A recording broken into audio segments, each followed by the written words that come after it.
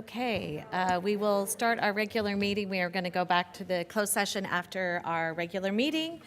I'd like to call this meeting to order for January 14th, 2025, our first meeting of the year. If you could please rise for the Pledge of Allegiance.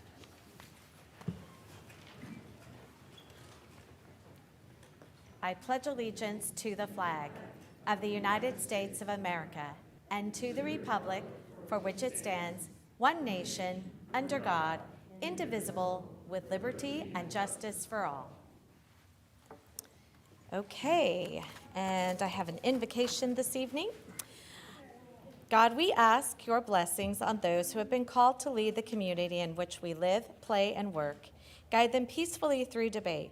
Remind them that they are not only leaders, but also servants, and that it is our responsibility and ours to serve for the good of the common good of all. Grant us the wisdom and courage to know what to do as good, right, and true. May we speak out when it is time to speak out and listen patiently and respectfully when it is time to listen.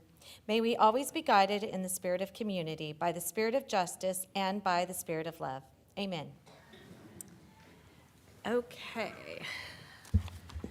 Roll call. Mr. Scullett, please. All right, Councilmember LeBlanc. Present. Councilmember Musgrove. Here. Present.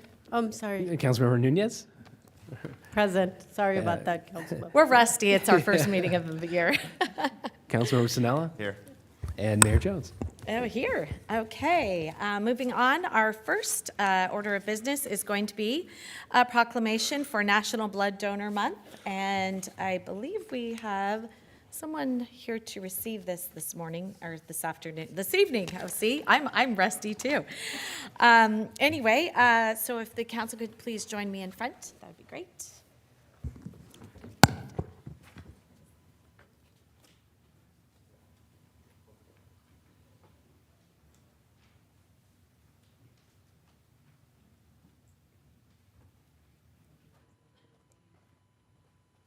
I was holding on to my note with my one hand, and then I couldn't find it with my other hand or my eyes, so that was kind of funny.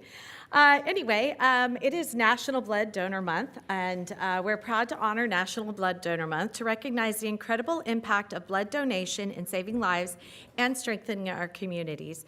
And right now, I think more than ever, just what's going on with our neighbors to the north, I think it's a very important time for us all to think about what we can do, and maybe giving blood is something that you can actually do. You already have the resource, and maybe just drink a little orange juice that day, eat a little bit extra, and maybe you could help out some people that are really hurting. So anyway, I think you're Michael Snyder. Okay, so we have here Michael's, Shayer, and Irene Garcia. Is she coming? Oh. Uh-oh, she's stuck on the 78. Okay. Well, anyway, the city of San Marcos is hosting a blood drive in partnership with the San Diego Blood Bank, and the drive will take place this month on the 30th, which is a Thursday, from 8:30 a.m. to 2 p.m. at a donation bus right outside of San Marcos City Hall. Every donation can help save up to 3 lives, not 1, but 3, and our goal is to reach 30 donors from our community. And I feel like we're almost at 100,000, so that should be fairly easy. So anyway, I encourage all of you to participate and consider the incredible impact your donation can have. And Michael, I'm going to give this to you, and then I'm going to let you say a few words. I'm sure you've got plenty of things to share with our community. So I'm going to give this to you real quick, and then I'm going to read it. So it's a little bit big. So anyway, it is the San Marcos City Council does hereby recognize National Blood Donation Month. The generosity and selflessness of voluntary blood donors is a testament to the enduring concern and compassion of individuals for their fellow human beings. The act of donating blood is a vital and life-saving gesture, providing hope and healing to those in critical need due to illness, injury, and of course, emergency. Blood donations support a robust and resilient healthcare system, enabling modern medical procedures, trauma care, and treatment for chronic conditions.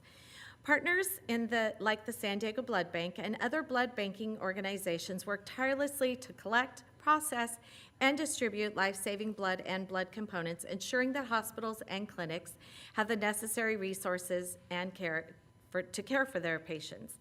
The City of San Marcos and the City Council do hereby proclaim January as National Blood Donor Month and urge all citizens to recognize and join in that blood drive at the end of the month on the 30th. So anyway, if you'd like to say a few words, please. You said it all. This is great. This is wonderful. We were going to actually have a patient come in and say thank you for the donations, but is not feeling well. So you got me. So, and my rep is on the 78, but she's the one that set up the blood drives. We've been doing blood drives with a couple of years now. Oh, yeah. And you guys have been wonderful. I want to thank everyone that has come out in the past to donate blood. It's a life-saving, what we need right now, especially coming off the holidays. It's been really tough. Collections have been slow. Everybody's starting to get back into it, but like you said, with the events going on up north, and we had to cancel a couple drives up in the hills there because of the high winds. So we've had some drives that we've had to cancel due to winds. So whatever we can do to get more donations is great, and I really thank you. Again, there's flyers on the back over there that had information. It's got a QR code if you want to schedule an appointment. It's Thursday the 30th here from 8:30 to 2. So thank you very much, and thank you for the proclamation. You're very welcome. Thank you. So much for your work. I'm gonna give that to you. Just one second.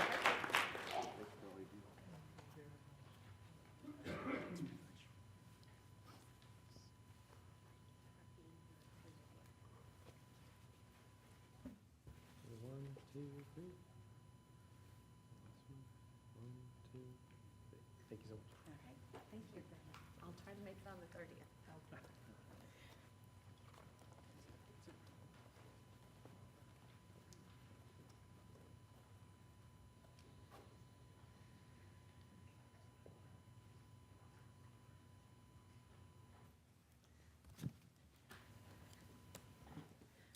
Okay, so the 30th from 8:30 to 2 o'clock, right here at City Hall in front.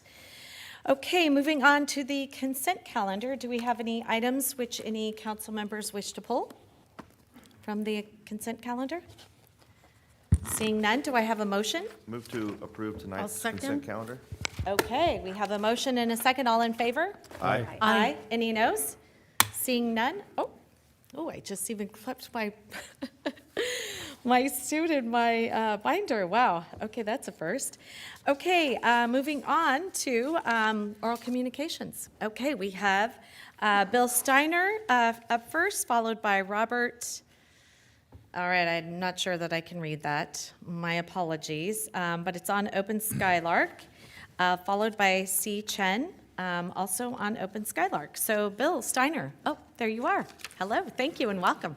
Thank you, Council and staff. I am Bill Steiner. Oh, wait, hold on. I forgot to do that. I forgot to pull it over on your side. Thank you. I am Bill Steiner, current president of the Skylark Owners Association. Our HOA is 89 single-family homes located in the northern end of Las Posas Road. The goal was to build homes within a conservation zone that includes a lake, wetlands, and a federally endangered species.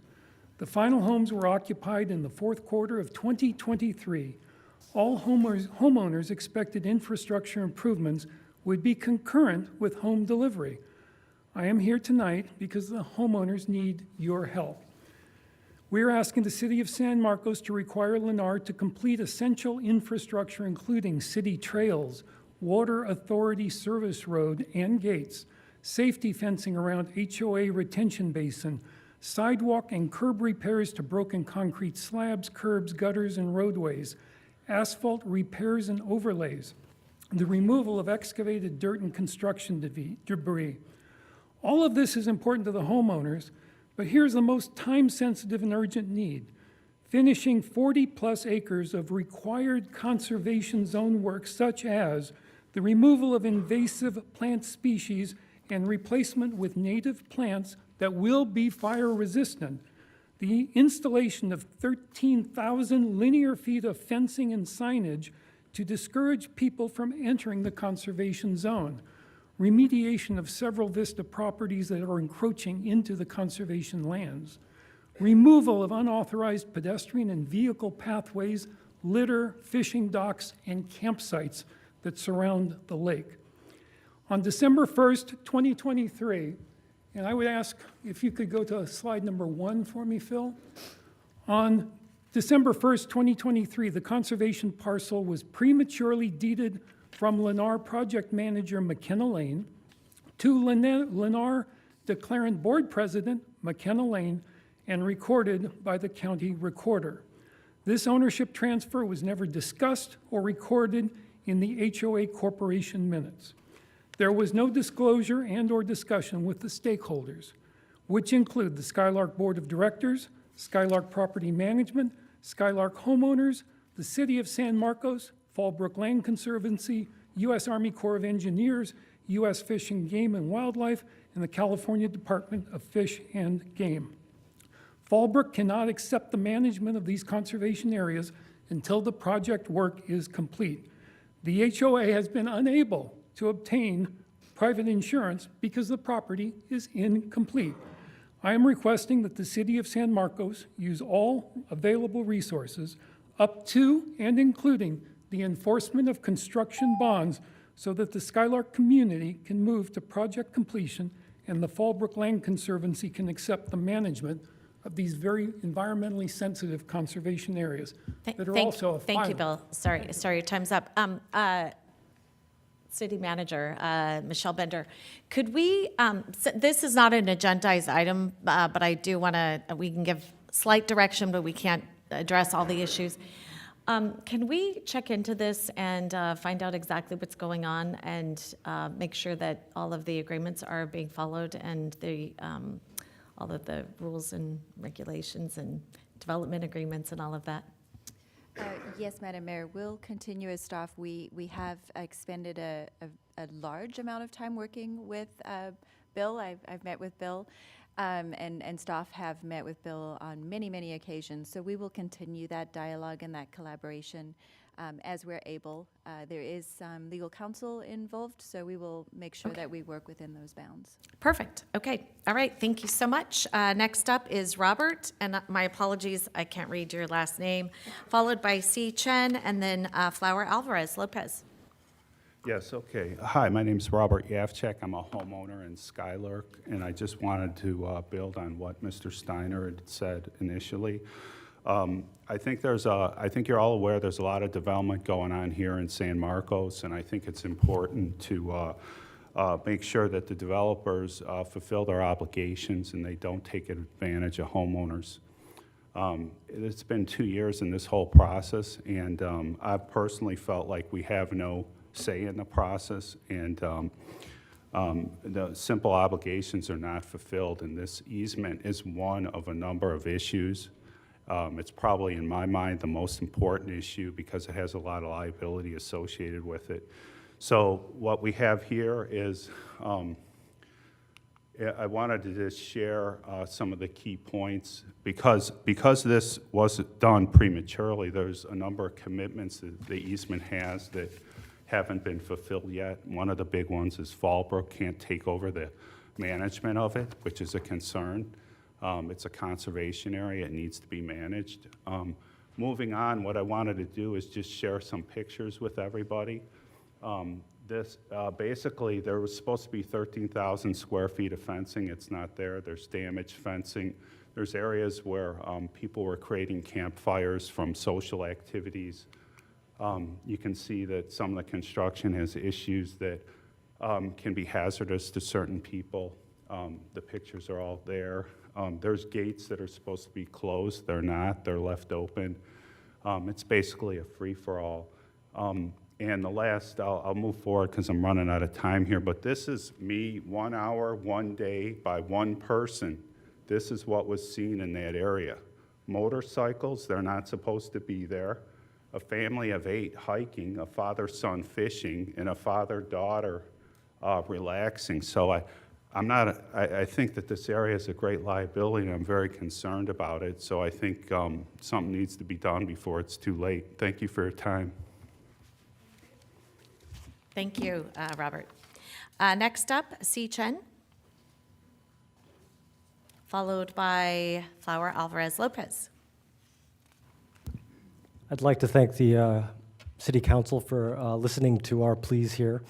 I am also a resident at Skylark, and I wanted to follow up on what Bill and Robert have said, but the main thing that I'm concerned about in all of these conservation lands is safety.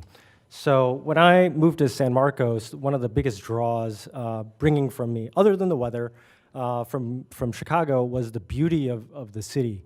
We have a lot of open spaces and open lands that are very well managed and can be enjoyed by all safely. As you can see, as Robert has pointed out in these pictures, these areas aren't safe, and they're not just not safe for the residents of Skylark, they're not safe for the residents of San Marcos. Not just our community, but all the surrounding communities and everybody else that comes here. Folks can fall into that lake, folks can have a lot of issues, and obviously with campfires, that's a huge concern for everyone around that area. So I would urge the City Council to put their weight behind whatever you can do to help us try to get Lennar, compel Lennar to finish up what they're obligated to do so we can faithfully turn this property, this wonderful conservation land, which we can all enjoy, to the Fallbrook Conservancy, who can really take care of this land properly. So thank you for your time. Thank you. Next up is Flower Alvarez Lopez. Welcome. Hello, Council. Good evening. Thank you for having me, like always. Just doing some on-the-record updates. For the record, my name is Flower Alvarez Lopez, and I am the co-director of Universidad Popular based here in North County. Our offices are in San Marcos. Just wanted to remind the board that on April 11th, we will be honoring Cesar Chavez with our community cleanup day. We have our citizenship classes in full swing. I want to thank Phil and the rest of the staff at the city for continuing to bring food item donations to the community pantry. And the last thing that I have on my end for today's updates is the annual count for the region's unsheltered folks on January 30th. So we look forward to participating this year with that regional count. And that's it for the records on my end. Again, thank you. I hope you guys had a great new year, and I look forward to this year working with the council. You guys have a good night. Thank you so much. Next up is our new business. So first order of business is the City Council reorganization and appointments to outside agencies. So all of our outside agencies, that's North County Dispatch, League of California Cities, North County Transit, San Diego County Association of Governments, which is SANDAG, Southern California Joint Powers Insurance Authority, and then also the Clean Energy Alliance. So we have 6 outside reorganization appointments that we need. So I figured I'd just go around down the line. Mrs. Peak, we can all appoint and we can all stay for the votes, correct, for the record? Just to double check on that. I have not been advised by any council member that they have a conflict with respect to having donated or having received campaign contributions in excess or of $100 or more. So I am not in a position to say yay or nay. I don't Okay. think so, but I don't know. It's been very complicated over the years, so. All right, okay, so I'll just go down the line then. North County Dispatch Joint Powers Authority, I would like to nominate the primary as Councilmember LeBlanc, and then the alternate as Councilmember Mike Sanella. I'll second. Okay, we have a motion and a second. All in favor? Aye. Aye. Any noes? Seeing none. League of California Cities. The primary, I would like to nominate Councilmember Musgrove, and then the first alternate to be Councilmember Danielle LeBlanc. Do I have a second? Second. Okay, I have a motion and a second. All in favor? Aye. Aye. And would like to mention also that our Councilmember Maria Nunez is president of the League of California Cities San Diego Division this year, so congratulations again on that. Thank you, Mayor. You're very welcome, and thank you for serving. Okay, North County Transit District. I'd like to nominate the primary as Councilmember Mike Sinella and the alternate as Councilmember Musgrove.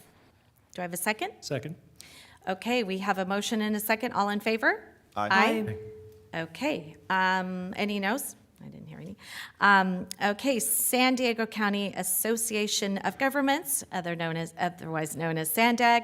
The primary, myself, with an alternate of Councilmember Musgrove, and then second alternate to be Councilmember Sinella. Do I have a second? Second. Okay, motion and a second. All in favor? Aye. Aye. Any noes? Okay, Southern California Joint Powers Insurance Authority. I'd like to nominate Councilmember Maria Nunez.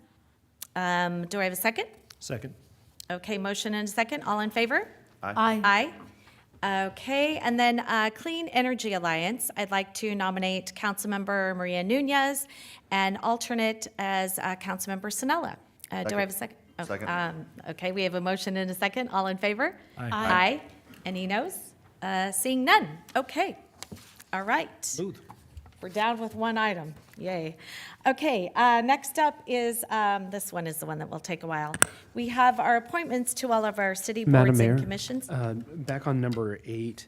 Oh, sorry, I missed something. I think it's just to reiterate that the positions of mayor and deputy mayor, Oh, whoever that oh my appointed- gosh, no, you did. That's a very important one. Deputy mayor. And then my motion would be, sorry, I had written it in myself and I missed my writing because I wrote in blue or black pen. I would like to nominate Councilmember Mike Sinella as deputy mayor. Second. All right, we have a motion and a second. All in favor? Aye. Aye. Any noes? Seeing none. Okay, did I miss anything? And then I just don't to- see any more black pen on here. I've got a blue pen now, so I should be good. And Yes? then just to reiterate that those positions will act as chair and vice chair respectively on the Fire Protection District, as well as any other agencies that the city council is presiding. That's correct, yes. Thank you very much. Okay, moving on to our boards and commissions, because that's why everyone's here, and I want to hurry up and get you out of here at a reasonable time, being that it's Tuesday night. So, first up, we have the Community Foundation, which is a 2-year term. And one thing I would like to say is anyone that's not selected this evening, we definitely want you to come back and stay involved because there are a lot of applicants. If you look around the room, it warms my heart to know that this many people want to serve our beautiful city. And I once was back where you are, and so look, now I'm the mayor. So, you know, you can definitely serve the city for a long time. I'm in my 18th year, actually, right, or 19th year. Just finished my 18th year. So you can do a lot of good, I think, in a city. So anyway, I just wanted to mention that. And then moving on, we have first up, the Community Foundation, which is a 2-year term, and we have 5 regular positions open. So I'd like to now have our speakers come up. First up is going to be Abdullah Tahiri, followed by Angelica Garcia, and then Erica Scar. Welcome. Thank you. Good evening, and thank you for giving me the opportunity to introduce myself. My name is Abdullah Tahiri, and I've been a resident of this beautiful city for the past 15 years. My goal is to retire here. I even purchased a plot to bury myself in the city of San Marcos, so my commitment runs Wow. deep. My wife and I, we have 4 children. 2 of them attend the San Marcos High, and 2 attend the Paloma Elementary Schools. I've been working for Schools First Federal Credit Union for the past 26 years, and I currently manage the location in Mission Valley. Just as a side note, our credit union is the largest credit union in California that only serves educators and their immediate family members, and then also the best credit union rated 6 years in a row by Forbes magazine as the best credit union in California. So during my 26-year tenure at my job, I've gained great insight and experience in serving our educational communities, serving the underserved, and using heart and mind to make decisions, properly assess risk, being mindful of limited resources versus numerous needs, and prioritize accordingly. And as an additional side note, our credit union has a deep connection with Cal State San Marcos as well, and we support the university on many different levels. I'm one of the ambassadors of our credit union. I've seen our mayors at different events, also at Cal State San Marcos, which I attend. As a professional in the financial sectors with mission to serve others, I understand the value of serving others and my city, and I appreciate the consideration of one of the commission spots. Thank you for your time. Thank you. Okay, next up, Angelica Garcia, followed by Erica Scar, and then Gail Garcelano. Sorry. Good evening. Welcome. My name is Angelica Navarro Garcia, and thank you for your time. I did apply for one of the commissions, actually a few of them. Just a little bit about myself. I moved here in 2020, the very beginning of the COVID lockdown. I have professionally been in the payroll world for about 20 years. The first decade of my career was focused on nonprofit, and then moved on to public sector. And then just really focused on community involvement. I have 2 daughters, one who attended the university, graduated, went on to Berkeley for her master's, and another daughter who's currently in middle school, also in a local school here in San Marcos. Really wanting to just be a better citizen, engaged, and be an active member of the community, and just kind of, advance that forward. Especially as, being heavily invested here, moving here from the city of San Diego, moving to a smaller community, but also having more opportunity to engage in local organizations. Thank you. All right, thank you. Mayor, if I may, I have a quick question for the applicant. Oh, for me? I'm sorry. It's okay. Quick question. I didn't see it in your application. Are you a Spanish speaker? I am a Spanish speaker, so Spanish being my first language. I'm a second language learner. Thank you. Thank you. Should we, did you want to ask the first applicant also? I don't know. Maybe we could ask him if you want to make sure that we have some. Oh, okay. All right. Okay. Erica Scar, followed by Gail Garcelano, and then Janice Miller. Welcome. Good evening, everybody. Hi, my name's Erica Scar, and I've lived in the city of San Marcos for over 20 years now. I have 3 children that attend San Marcos Unified School Districts, one at Mission Hills High School and twins at Paloma Elementary. I chose to live in San Marcos because it's lovely, it's safe, it's diverse, and it's welcoming. San Marcos has afforded me wonderful personal and living experiences, so I would like to give back to my city, and that's why I'm here. So a little bit about myself. I was born in the city of San Francisco, and then because of my father's occupation, he moved us to San Diego. I was 8 years old then, and we moved to Poway. And that's where I grew up, so I consider myself a North County, San Diego native. A little bit more, I graduated from San Diego State University with a bachelor's degree in liberal arts, specifying in Spanish and Portuguese languages. And then later in life, I earned my master's degree in business administration from Western Governors University. Over the past 30 years, I've worked in the retail grocery industry as a district manager. I'm currently employed by Stater Brothers Markets.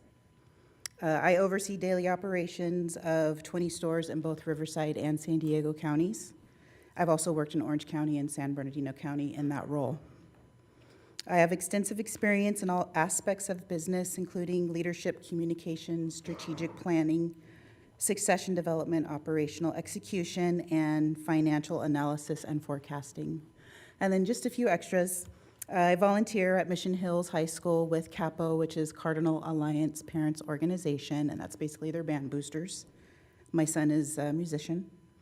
And I am currently on the California Grocers Association Educational Foundation Board of Trustees, and we offer education scholarships and tuition reimbursements for those in the grocery industry for college.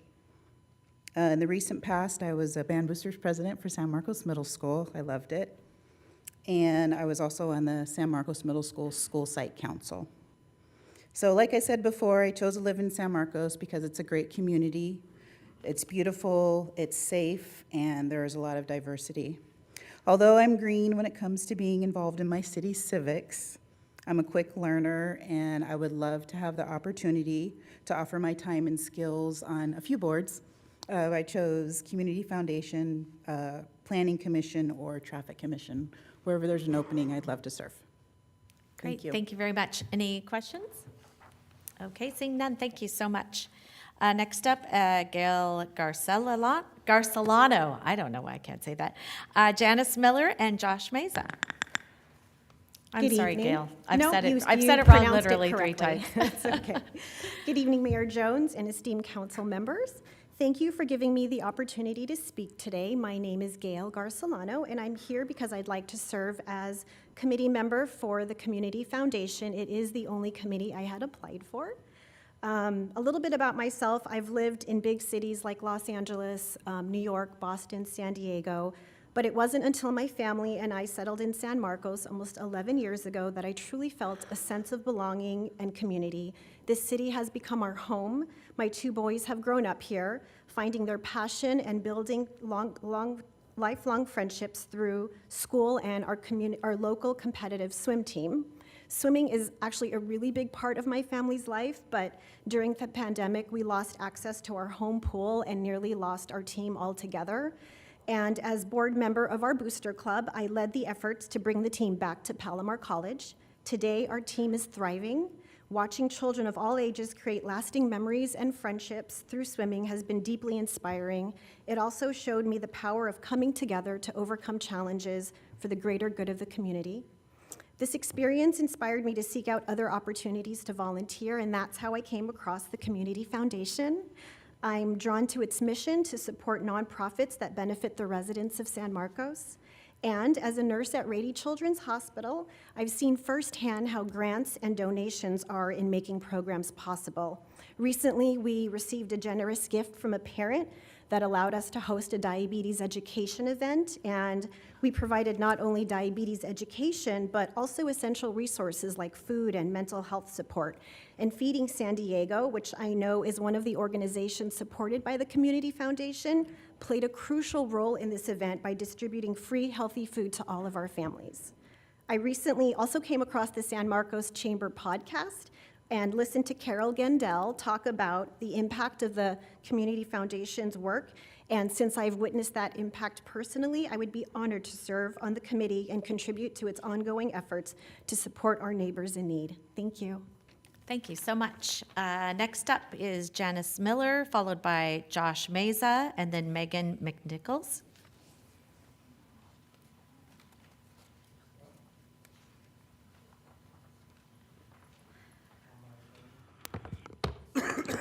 Hi, good evening, Mayor Jones, council members, city staff, and fellow community members. I'm honored to stand here before you as an appointee for the Community Foundation. I was actually here last month for the Measure Q. I didn't get picked, so here I am tonight. Try again, but a different committee. Funny story about last month after leaving here. My supportive husband was streaming this live for my 9-year-old and 6-year-old to watch. They were super stoked when I mentioned them in my speech. They jumped, they screamed, they were super excited. So when I got home, I said, "Hey, did you guys see me on YouTube?" And they're like, "Yeah." And then I said, "So, does that make me a YouTuber?" I mean, to me, I thought it was funny, but my 9-year-old, she kind of just smirked and walked away from me. But anyway. Not unusual. Wait till she's 19. 24. So my kids, they both go to Joliet. I'm a very active parent. I'm on the PTO. 2 years ago, I was the president. I took the following year off from the PTO board to focus on my MBA. So I received my MBA a couple months ago. Now I'm back on the board as the vice president. I'm also on the school site council, so I'm very connected to my community. I work for U.S. Bank. Been there, I would say 2 years, but I've been in banking for 15 years. I was part of the acquisition, started with Union Bank, and we were acquired by U.S. Bank. So for work, I do a lot of strategy type work, business operations, vendor management, stuff like that. It's on my application. But the part that I really enjoy most about work is I've been given the opportunity to plan a lot of senior management, like in-person meetings or team meetings within our team. And part of that planning, I always include a volunteer activity. So one time, we've bought a bunch of like backpacks, books or notebooks, crayons, those school supplies, shipped it over to where our conference was. We had about 100 leaders, and they had to like put everything in a backpack, right? And then we donated it to the Boys and Girls Club before school started. Recently, at our branch in Carlsbad Village, we had a remodel. We had the opportunity to donate a check to a local nonprofit. I know I have a couple of seconds left, but I'm very involved with our community at work. The sweater here is Operation Hope. They're focused on financial literacy. So I appreciate this time, and I hope you consider me. Thank you so much. Thank you, Janice. Next up, any questions? Sorry. Okay, Josh Meza, followed by Megan McNichols, and then Stephanie Bussin.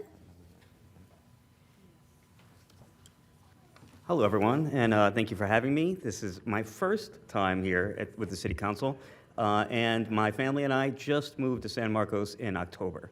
It's been an incredible journey so far. In fact, I came home from work today, and there were 2 of our neighbor kids jumping on a trampoline, and it was chaos. And it was awesome. So I just want to say that, and I'm a little nervous right now, so I'm just going to read this, and I apologize for that.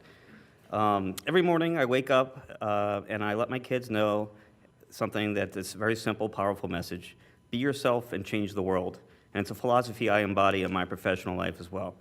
As a community affairs director and brand manager at CBS 8 KFMB, my work is focused on supporting local nonprofits, many in the San Marcos area, by tailoring their stories to reach specific audiences, generating substantial revenue, and driving meaningful community initiatives. Some of my favorites, just off the cuff, that I've worked with the San Marcos has been Project Next, the food bank, amazing group of people, and that's how I really even learned about San Marcos in general as a great place to raise a family. My professional journey with media marketing roles in New Orleans, Manhattan, and San Diego have been driven by a consistent passion for community service, leveraging media skills, strategic planning, and a commitment to creating positive change. My involvement with the North County Philanthropy Council and the San Diego Chamber's Lead San Diego program has brought me face to face with the needs of the people of our region. I bring extensive experience in marketing, branding, social media, powerful network of media and nonprofit connections, always guided by the belief that we can make a difference by being authentic and dedicated to serving our community. I'm also in charge of our parent company's community grant program for San Diego, where I work to identify the top local nonprofits and award them with grants for their incredible services they do and provide for our neighbors in need. So I just want to thank you for your time. I want to say this has been a great experience already, and I hope you will consider me for the Community Foundation role. Thank you. Thank you. Up next is Megan McNichols, followed by Stephanie Bussin, and then after that will be Gary Grieving. Hi, good evening. My name is Megan McNicholas. My family and I moved to San Marcos 6 years ago and have loved watching the community grow and thrive since we've lived here. I grew up in North County and can't wait to raise my children also in North County. I'm currently a stay-at-home mom, but after receiving my degree from Southern Methodist University, I worked for a variety of nonprofits doing grant writing and... You have a helper. Just wondering how long you'd stay. Doing grant writing and art curation. For the past 2 years, I've been involved at my daughter's elementary school PTO at Discovery Elementary School. I'm the VP of fundraising there, and this past year helped organize the turkey trot that we hosted for the first time that ensured all families at our school would have a great holiday season. And my son currently attends Raggedy Ann and Andy preschool through here, Parks and Rec. I believe that fostering a strong sense of community through planning, education, arts, and more creates a vibrant environment that ultimately is beneficial to us all. I hope to become involved to help see the city continue to thrive. I applied for a city planning position, Parks and Rec, and Community Foundation. I feel my experience as a resident, as a participant in the Parks and Rec program through my children, and my grant writing background would make me an asset in any of these appointments. Thank you. Thank you. Next up is Stephanie Bussin, followed by Gary Grieving, and then Jennifer Ho. Hi, good evening. My name is Stephanie Bussin. My family moved to San Marcos 2.5 years ago from Vista. So we've been in North County for, it was 15 years. My daughters are aged 9 and 11 and both attend San Marcos Unified Schools. And we've enjoyed many of the community events and local parks here in San Marcos. I professionally I've worked in biotech for over a decade. I have a bachelor's in bioengineering, a master's in biomedical sciences. Last year, I obtained my MBA and found that I really enjoyed working with a small business that during my capstone project, and from there decided to continue working with small businesses with an organization out of the University of San Diego called the San Diego Angel Conference. With that organization, I ended up leading the due diligence effort for one of the finalists for the conference, and this involved a month-long effort of visiting the local business, working through all of their financials, et cetera, and producing a report for the group of investors. It was I very much enjoyed that experience. I applied for a commission position because I'd like to become involved in, the local community and support the city's mission in enriching the lives of its citizens, either through lifting up the nonprofits and small business organizations that we have here, or supporting those stewards of our natural resources that are so abundant and appreciated here. So thank you for your time. Thank you. Okay, next up, I'm sorry. Gary and Mike are not here this evening. They had prior commitments. Okay, and Jennifer Ho, and then did you get an email from Momo?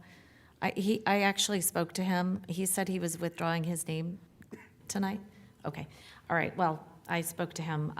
He said he was going to send an email. So, okay. Okay. So Jennifer is here this evening. Hi, Jennifer. Hi, good evening, Rebecca. Mayor Jones, I'm so sorry, and council members. I'm Jennifer Ho. I'm here to request reappointment to the San Marcos Community Foundation. I really enjoy giving money away. It feels really good to support our hyper-local nonprofits. Many of you know that we have big plans this upcoming year to expand our marketing and hopefully by extension our giving capacity too. So I look forward to being a part of that. I've been a resident of San Marcos for 3 years now. I'm a proud resident of District 1. I love living there because I also grew up in an immigrant family, so it just feels like home to me. I am an alum and a current employee at Cal State San Marcos. I work in our library, where I work with people in the region to document their history, their heritage, their culture. And I hope to stick around for a long time. Really enjoyed working with the folks on the Community Foundation and would like to do so as long as I can. So thank you. All right, great. Thank you so much, Jennifer. All right, well, we've got some great applicants. This is the part that's actually the worst part of the job. Kid you not, even people angry is not the same as having so many great applicants that you want to appoint to serve to our community. And I can't even express to you enough, please, if you're not selected this evening, we have a lot of openings that will be happening also next year. So we'll be here same time next year. So if you're not selected this evening, please come back. Mayor? Yes. Can I just make a comment? First Yes, off, please. thank you for all the applicants. Yeah. Very impressive group. Very I impressive group. I don't envy you, Mayor, for having to make a decision on this and make a recommendation. I was whispering into the city attorney's ear as we were going through this, and I don't know if I would necessarily recommend this for the other committees, but, and I'll preface my comments with, we can't do nothing tonight. I was legally counseled. But maybe one thing, not to put my colleagues on the spot, but something to think about after this is this might be one committee where we may want to increase the size of it. And the reason why, because it's essentially a fundraising committee, right? And there's so much talent that we just saw right in front of us and so much passion to give back to the community. I think that this particular commission or foundation could benefit, more is better in this case. So again, I was told we can't do anything about it tonight, but that might be something that we might want to talk about as a board in the near future, and perhaps give, if somebody's not selected tonight, if we do decide to add to this committee, we can maybe bring some folks back. I actually very much love that idea, and I guess I do have a procedural question. So we also come back in June because we do the Budget Review Committee appointments. Yeah? So. I'd just like to interject real quick. With the Community Foundation, within its bylaws, it does have an advisory board, which is just a group of people that get together once a year to provide some counsel and support to the board members of the Community Foundation. It was set up years ago with Doc and Colleen. And Why do I not know about this after 18 years? This is well, this is actually kind of funny. it's really never had the support that I was envisioned, but it is an opportunity for those people who are not appointed to the board to participate and help support the board in its mission. So is there a number associated, a cap on that? No, there is no cap on that, and it's just, like I said, it's volunteer people. We try to meet once a year with them. If people want to reach out to either the board president or myself, we can get them, looped into what we're trying to do or accomplish this year, especially. All right, well then, I would say anyone that is not selected that has spoken this evening, I'm expecting and hoping that you would meet with Carol. She is right here in the second row. If you don't mind, Carol, after we're done with this, maybe go outside and everyone could go and talk to you. Because we actually met for coffee, Councilmember LeBlanc and I, just a few days ago, and we were talking about wanting to grow and getting, a lot more people involved and, investing into the Community Foundation, because they sure do a lot of good for a lot of different nonprofits within our community and also our sphere of influence. So maybe it's not even 100% all San Marcos residents, but it's some San Marcos residents. And so there's a lot of good that they can do. And so please, if you're not selected this evening, please be part of that, what are we calling that? The steering? Advisory board. And then would we then be able to have them on a mailing list, let them know when the meetings are, and have them all dialed in? Yeah, the board will communicate with them. Okay, perfect. The Okay. different things going on. All right, so Carol's going to be in charge of this. Sorry to put that on you, Carol. But if you don't mind, and then you can get everything settled with Phil. Great, okay, all right. So that being said, sorry. I do want to make sure procedurally that it is clear to our residents and especially to the applicants that these are not city council appointments, this advisory The advisory, committee or no, the position. advisory. I just want to make sure that we don't interfere with the purview of the Community Foundation or its role or. It's an advisory, and actually, maybe I'll have Carol come up to the thing, just so that they could, The advisory committee is a board, is a group appointed by the commission, by the board members. We have been re-examining what that role is, but there is no limit on the number that we can put in. We could also meet more often than once a year, but it is to take it's meant to take advantage of the wealth of knowledge within our community or interested in being advisory to our committee. If we change the number of members of the board, that is a bylaws change that we would need to make. Yeah, And I'm not objecting to that, but it would take a little bit longer. The advisory committee is a little more flexible, and we certainly will want to take advantage of, I cannot believe the wealth of experience that has stepped It's forward impressive. to help us. So I'm very excited for whoever you appoint. Wonderful. Okay. All right. Well, then I'm ready to go. So we've got 5 regular positions. We already have Carol and Robert Crane on now. So I'd like to continue with Gary Grieving, Jennifer Ho, and then Mike Hardesty. And then I'd like to appoint, so that would be my first motion, to bring back the incumbents of Gary Grieving, Jennifer Ho, and then Mike Hardesty. Do I have a second? Second. Okay, motion and a second. All in favor? Aye. Any noes? Seeing none. Okay, then my second part of that would be to appoint 2 new community foundation members that are appointed by the city council, and then everyone else that wants to be involved. Carol's going to go outside and take down your email address and then get that to our city clerk so that we can have you as part of this advisory board. Okay, so I would appoint Erica Scar and then Janice Miller. Do I have a second? Second. Okay, motion and a second. All in favor? Aye. Aye. Any noes? Okay, seeing none. So Carol, sorry to put this on you, but if you don't mind going outside, and then everyone that wants to be part of this, and it really is an impressive group and really excited to have you all involved. Okay, moving on to, yes. If the council does decide to have a greater conversation about Yes. expanding the foundation, do we have the contact information as part of the application for everybody, Phil? So we can call them back if we do end up doing that? Yeah, we have their contact information on their applications. Yeah, and then the people that are part of the advisory will have also Yeah. I contact mean, with them it- as well. And just to be clear, it Yes. doesn't require simply the commission's action, but it requires council action because the council adopted a resolution with respect to the commission. To change the actual structure, yes, Correct. right, of the bylaws, got it. Yes, that's how I understood that to be. Okay, Climate Action Plan Working Group.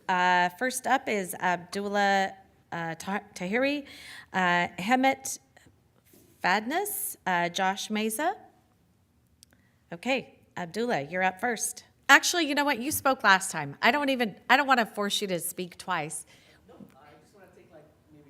Okay, all right. You've got 3 minutes, so you take only what's necessary. That's Oh, fine. no, thank you. The encore presentation, I didn't know. Thank you. I love, this is my first try at this, so the experience has already been valuable.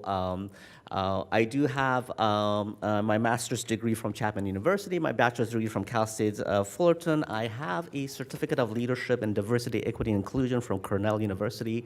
The breadth of experience in the nonprofit sector, because I work for a credit union, which is a non-for-profit entity in itself, has given me the breadth of experience in different facet of working within a community and then the larger group. So I appreciate the consideration. And again, thank you so much for your time, ladies and gentlemen. Thank you so much. Next up is Hamat Fadnas, followed by Josh Meza, and then Shoshana Aguilar. But Josh, you actually spoke too, so if you don't want to speak again, we don't have to make you do that. Welcome. Thank you. So thank you very much for the opportunity to speak to you. I'm really excited to be here applying for this commission. I bring the past 5 years working on climate action plans, both updating the City of San Diego's climate action plan to a better align to State of California's CAP. Also been doing that with the City of Clovis, a couple of other cities across California, and also utilities to better align utility activities with the State of California's action plans. Second, I've been working against those climate action plans to build out energy resilience and reducing GHGs. So for the past 5 years, I've been working with cities, including the County of San Diego, the Port of San Diego, the utilities up north, to act on the climate action plans defined by these various cities, including electric vehicles, electric truck, and developing charging hubs for various cities. So I'd like to bring that same capability, same action for the City of San Marcos to make sure that the City of San Marcos's climate action plan aligns to the State of California, build resilience, GHG measures, and work on ensuring that the City of San Marcos reduces its GHG and improves its energy and climate resilience. So thank you very much for this opportunity. All right, thank you. Next up, because Josh already spoke, Shoshana Aguilar, followed by Stephanie Bussin. Oh, Stephanie spoke too. Good evening, Mayor and members of the City Council. Thank you for having me, Shoshana Aguilar. I've been a San Marcos resident for 10 years and in District 4. I hold a Master's of Public Administration, and I'm also a certified internal auditor, and I just want to briefly talk about my qualifications specific to this committee. For the past 12 years, I've been a public servant myself, working for neighboring cities in local government. And right now, I'm a senior management analyst for the City of Carlsbad in the Utilities Department. One of the many hats I wear there is as the liaison to the Climate Action Plan for the City of Carlsbad. So I work with the local CAP leader in Carlsbad to provide updates and make sure that the Utilities Department, water and wastewater, is implementing their section of the plan. Another part of my job that I think relates to this committee is managing an $80 million plus annual operating budget. And I really appreciate the different things that the Climate Action Plan Working Group has to balance. So from my audit perspective and my government perspective, I understand complying with local and state regulations, so meeting obligations around climate action. I also want to help San Marcos further protection of our natural environment. But at the same time, from the budget perspective, I understand that part of this committee's role is balancing competing financial needs while we do reduce greenhouse gas emissions.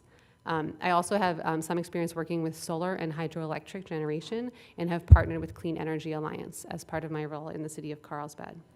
I would love to serve San Marcos in this way, and so I appreciate you considering my application. Thank you. All right, thank you very much, Shoshana. Stephanie already spoke. Did you want to speak again? Okay. Bruce Ferguson? Not here this evening. Okay, Kevin Norris, and then Catherine McLean.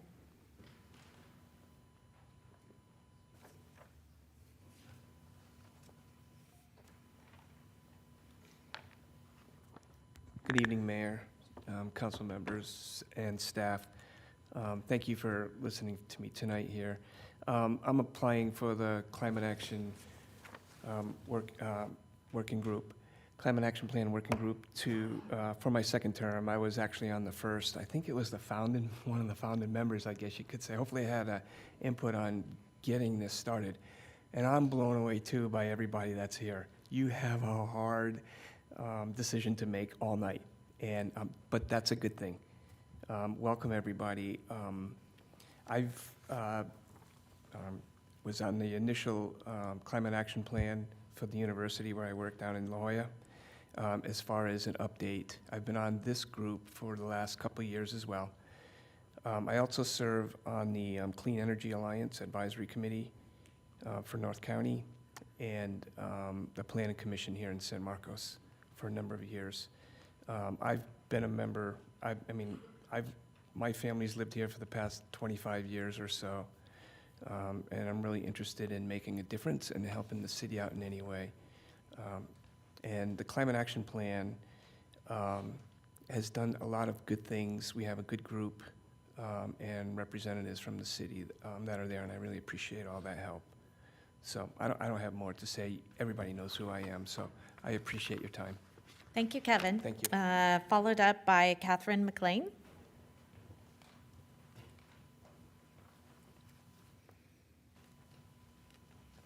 Hi. My name is Catherine McLean, and I appreciated having the opportunity to serve the Climate Action Plan for the last 2 years. It's been very eye-opening for me and an excellent learning experience. My background, I'm a PhD scientist. I've worked in the biotech industry for over 35 years. And while I was there, I was the leader of their sustainability plan, which is now what you would call a climate action plan. And I'm applying again. I think in the next term, there's a lot more input that I could have after visiting the various facilities, such as the EDCO facility and the Vallecillas Water District facilities, and just learning a lot more about everything that we have done already to improve our place in climate action and sustainability. All right. If there's any questions, please ask. Does anyone have any questions? Seeing none, thank you. Okay, all right, so we've got 3 regular positions available for this. I'd like to reappoint Kevin Norris and Catherine McLean. That's my first motion. Do I have a second? Second. Okay, we have a motion and a second. All in favor? Aye.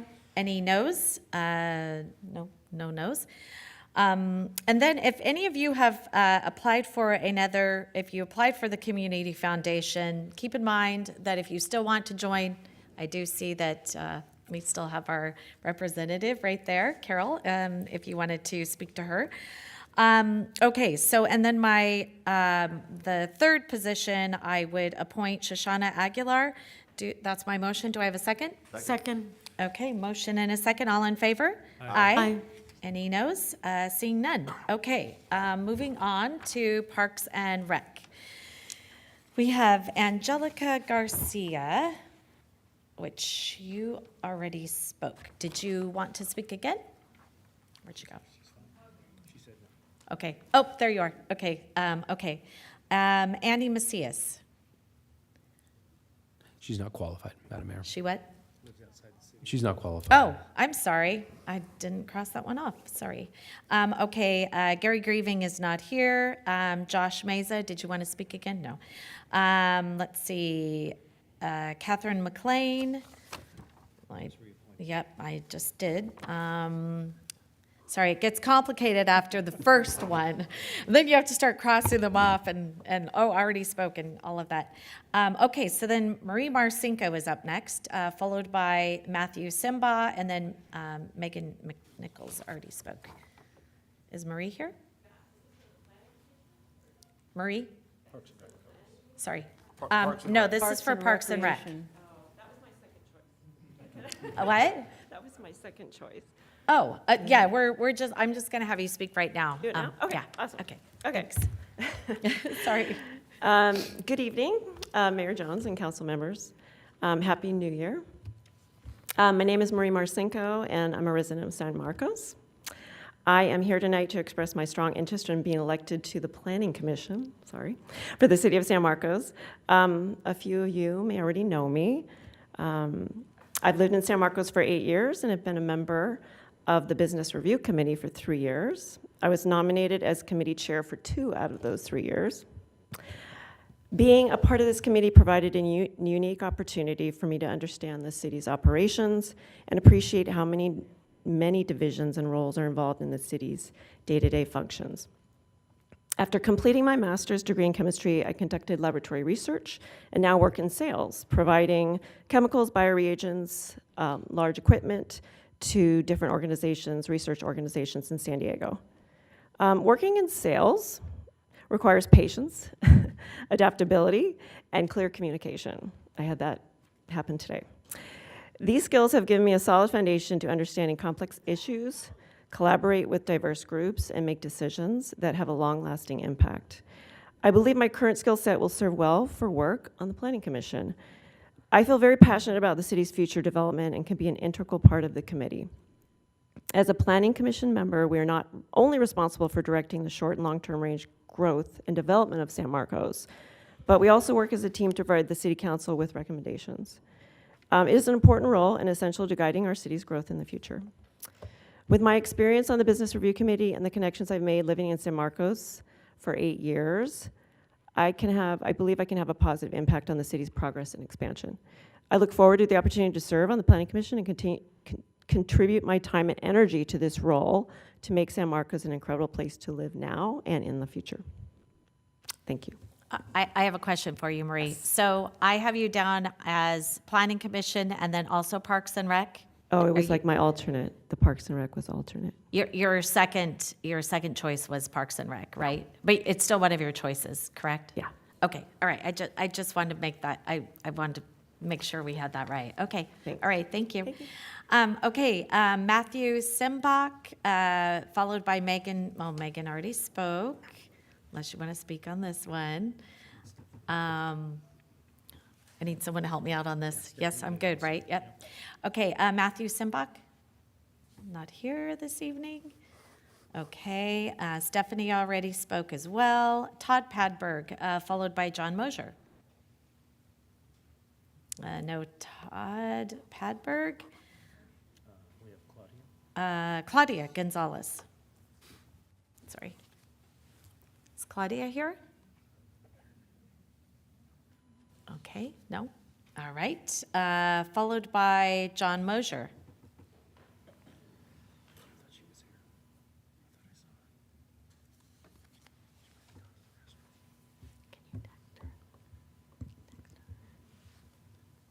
Good evening, Mayor, City Council, City staff. Happy 2025. I applied for Parks and Rec because reaching out for seniors and trying to figure out how to move us around, activities around the city. There's a wealth of things that we can do through Parks and Rec. So when I was looking at the commissions to apply for between them, planning and traffic, I looked at the fact that when we go to Woodland Parkway almost every day and how that park is set up and activities in there and what our people need, that felt like a comfortable place. I've been lucky in my life that my experience has it such that I can look at a piece of ground, I know how to develop it, I know what it takes to get the finished product out. When I looked at what was happening with Restaurant Row and the old Sears building that I recently heard that they're now looking at putting some residential development on. One time when I was here listening to the presentation on the development for Restaurant Row, the question of pickleball courts and how much it was in demand now.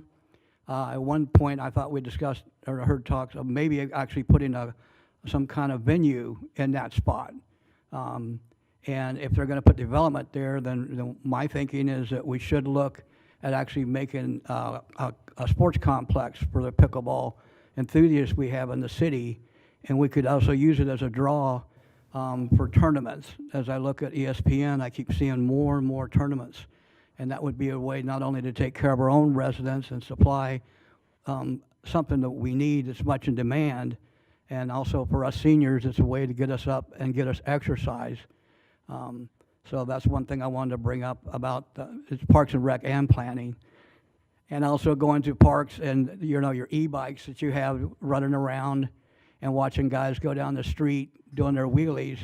It makes me realize that we're going to need to do something to give them a place to compete and play like we've done the skateboards at the other parks and like we did with motorcycles in the past. Give them a safe place to show off. And Traffic Commission, where I live at San Marcos Mobile Estates, when we leave on the front entry, it's very dangerous. And actually when we come out and turn left to go back towards Albertsons, we do need a dedicated turn lane we can get into safely. I've almost got an accident there when I thought it was clear a line of traffic. I didn't even see the car coming up, and my wife didn't either. So that's what I've got for you. Thanks, guys. Thank you.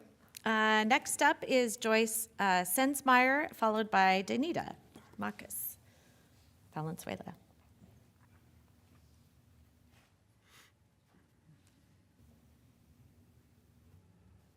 Greetings to Mayor Jones, the council, and staff. I'm Joyce Sensmeyer. I've been on the Parks and Recreation Commission since 2016. It's been an eye-opening and wonderful experience for me to really see inside what the city does and can do. I am a retired registered nurse, and I serve the senior community pretty closely as well. I have 42 years of experience in healthcare, and I also have children and grandchildren that live in San Marcos. These are the perspectives that I do bring to the Parks and Recreation Committee today. I'm proud of the accomplishments of the committee, or of the commission, especially our brand new and fantastic bike park that hopefully you were, well, some of you were there for the opening of that, and to see all of those kids so excited and really taking part in that and now seeing its successes very reassuring. And I would like to be able to continue to serve this great city and offer my time and expertise to further our activities to the recreation and the health of all of our citizens. Thank you. Thank you so much. Okay. And then Danita, there you are. For a second, I didn't see you. Although, how could I miss you? You're such a big personality. Good evening, Mayor Jones and City Council and city staff. I'm Danita Marcus Valenzuela, and I am here seeking reappointment to the Parks and Recreation Commission. As a San Marcos resident for almost 16 years and the mom of a Mission Hills sophomore, I have had the honor to serve our city and our residents on this commission for the past 12, going on 13 years. I truly love the opportunity to experience our park programming through our participation in city recreational activities, recreation sports leagues, and trails walks. I bring to the position not only my personal experience, but also my professional background in behavioral health prevention, chronic disease prevention, program development, and coalition building and engagement. Together as a commission, over the last 12 years, we have brought forward design input from the community on planned parks, connected with our community to inform the development of resources and park amenities, not only for all of our residents, but highlighting also seniors and our youth. We've brought forward input on access, community needs, and also working to create inclusive opportunities for all of our residents to access our parks, trails, and programs. I champion engagement of all in our city, including older youth that typically are in high school and not always thought of for our recreational activities, but still want to be active. Our older adults and those with access needs, so that they can be healthy, safe, and thriving throughout their lives. I look forward to continuing to develop future park opportunities, including aquatics development, and build community through our parks and our amenities, seeking out future funding to accomplish that. So thank you. Okay, thank you very much. Any questions of Danita? No? Okay, my first motion would be for reappointment of Danita Marcus Valenzuela and then Joyce Sensmeyer. Do I have a second? Second. Okay, we have a motion and a second. All in favor? Aye. Aye. Any noes? Okay, and then my second motion would be for Angelica Garcia as a, let's see, yes, as the alternate. And she would be new, so that would be my second appointment. Second. All right, we have a motion and a second. All in favor? Aye. Aye. Okay, any noes? Seeing none? Okay, if you guys saw what I'm dealing with, it's pretty complicated now. It's pretty bad now. It's hard to read. Okay, next up is Traffic Commission. So we have Erica Scar that is on the Community Foundation. Then we have Matthew Simbach, which I think, was he not here? Correct. Okay, making sure. Todd Padberg, I believe he is not here as well. Claudia Gonzalez, I think also not here. John Mosier, you've already spoken. Bruce Ferguson, not here. Momo Savovic, not here. He had reached out. I have, well, the two, we have Neil Kovrig and then Jennifer Freeman. And so Neil, you'll be up first if you're here. There you are. No, the podium was actually blocking you. It's rare that I hide behind a podium. I know, that's what I'm saying, exactly. I nearly sprung to up and see you. yelled bingo, too, when you called my name. Good evening, Mayor, council members, city staff. I'm Neil Kovrig, been a resident of San Marcos now for close to 25 years. It'll be 25 years in April. And it is the, bar none, best place I've ever lived. I'm applying to continue my service on the Traffic Commission. I returned to the Traffic Commission after a not insignificant break in time. My first term was from 2003 to 2007, when I was but a wee child. And now, my most recent term, I came back to it during the pandemic.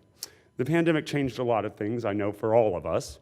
And for me, it re-inspired the desire to be of service to my community, to be civic-minded once again, to not hide from what we need to do in our community, in our cities, in our counties, and beyond. And so, in that way, for me, the pandemic was a good thing. It brought me back to the Traffic Commission. And in that intervening time between my first term and my most recent time, including my last year on the commission here so far as chair, is how tremendously advanced our city has become. That's because of councils like you. It's because of the leadership we have. It's because of our staff. The city staff has done such a phenomenal job of improving our traffic situations here. I know it doesn't always seem like it when you're sitting at a traffic light or when you're stuck on the 78, but there are so many things that we have done to continue to improve our transportation elements throughout the city. My educational background includes my thesis, which was on the redevelopment of parts of San Diego using freeways and transportation planning to spur the redevelopment cycle. And in those instances, back in the 60s, was not always the best. We have done so much better as a city and as a county and as institutions to improve the way that transportation impacts people's lives. Here in San Marcos, I've been very pleased to see what we're doing with pedestrian and bicycle improvements across the city, which is as much a part of traffic as anything else. And so, with that, I hope to be able to be reappointed to the commission and to continue to serve and see all the great things that we're able to do together. Thank you. Thank you, Dan. Next up is Jennifer Freed. There you are, Freeman. Hi, Mayor Jones, City Council, staff. My name is Jenny Freeman, and I'm honored to ask for your consideration to continue serving on the Traffic Commission. My husband and I purchased our home in San Marcos nearly 12 years ago, and we raise our 4 beautiful kids there who attend San Marcos Unified. I joined Traffic Commission like Neil back during the pandemic as a way to give back to the community and contribute in making our city even a safer place for all of our residents. Over the past 3 years, I've gained invaluable knowledge from my fellow commissioners and our very knowledgeable, dedicated city staff. I take pride in bringing my local voice to these committee meetings and working through solutions that benefit all of us. If reappointed, I assure you that I can make this commitment to the committee as a priority through consistent attendance and active participation. So thank you for considering my continued service. All right, thank you, Jennifer. Okay, so we have 2 regular and positions available. So if I move up an alternate to a regular position, then I think I have 2 regular and then 1 alternate, correct? Okay. So my motion would be, Madam Mayor, yes? Jennifer, she is already an alternate, so if you Oh. move, I don't know what you're planning, but if you move her, then it just remains 1 alternate position. I'm sorry, if I do what? She's already an alternate. Yes, So you make right. that permanent and frees up the alternate.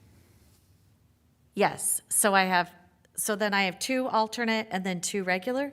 Yeah, 1 alternate, 2 regular. Yeah, that's what, okay.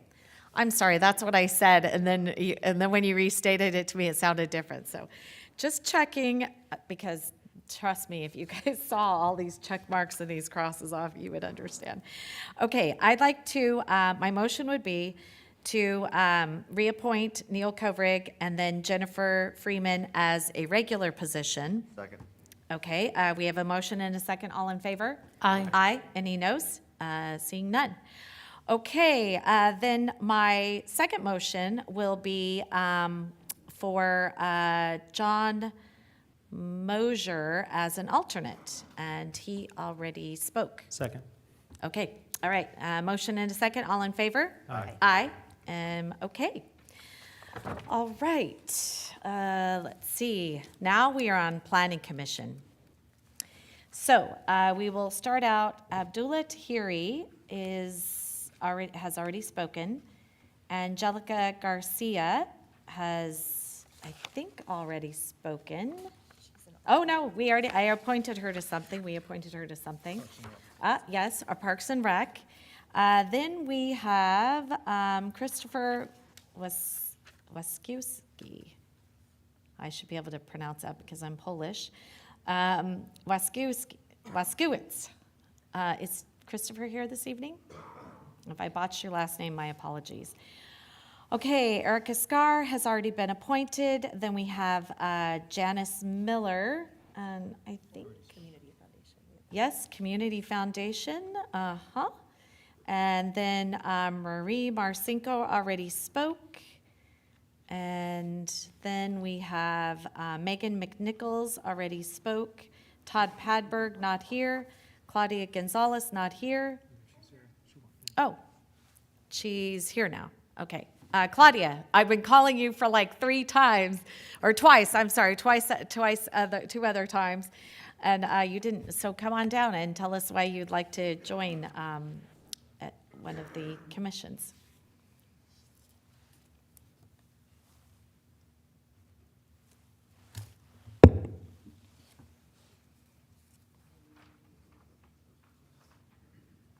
Good evening, Mayor, council members. My name is Claudia Gonzalez. I have lived in San Marcos. Sorry, could you pull that down a little bit? Sorry. My name is Claudia Gonzalez, and I have lived in the city of San Marcos for over 20 years. I am currently a business manager for Newest Sheet Metal here in San Marcos. They've been in business here for over 16 years. It's a family business. I am a former student representative for Palomar College, and I would love to have the opportunity to serve in one of the committees because I'd like to be involved in what's happening in our city and how it affects every citizen, and that's pretty much it. Okay, all right, thank you very much. Okay, let's see.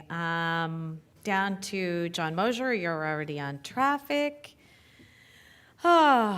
Bruce Ferguson. I'm trying to think. I think Bruce has already spoken, or maybe not here.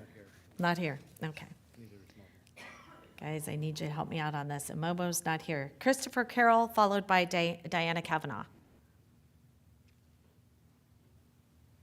Christopher Carroll, not here. Okay. Diana Kavanaugh.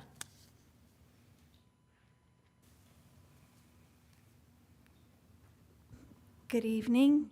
I am here seeking reappointment to the Planning Commission. I have been participating on commissions with the City of San Marcos since 2014. I was on the Student and Neighborhood Relations Committee for 5 years from 2014 through 19, and then I joined the Planning Commission in 2020, and I am seeking reappointment. I have lived in San Marcos since 1984, so, and raised my kids here. They've been in San Marcos schools, and I love this community. I love the small town feel, even though we are growing, and the community and connection that we have here. And I would like to continue helping plan and working to make the growth be smart and inclusive and affordable as we move forward. Okay, all right, thank you so much. Okay, we've got three regular positions, but if I move up one of the alternates from an alternate position to a regular position, then I will have 3 regular positions and 1 alternate. Yes? I'm adding an alternate if I move someone up, so I'd have actually 2 regular because I moved them up, but that's, okay. All right, so Okay, so my first part of the motion, to simplify it for you, as I'm looking over at our city clerk, so my first motion would be to move up our alternate Steve Kildew from an alternate to a regular. Do I have a second? Second. Okay, so I have a motion and a second. All in favor? Aye? Aye. Any noes? Okay. Then I have 2 regular, 1 alternate. So then my regular would be to reappoint David Kavanaugh, I'm sorry, Diana, my apologies, Diana.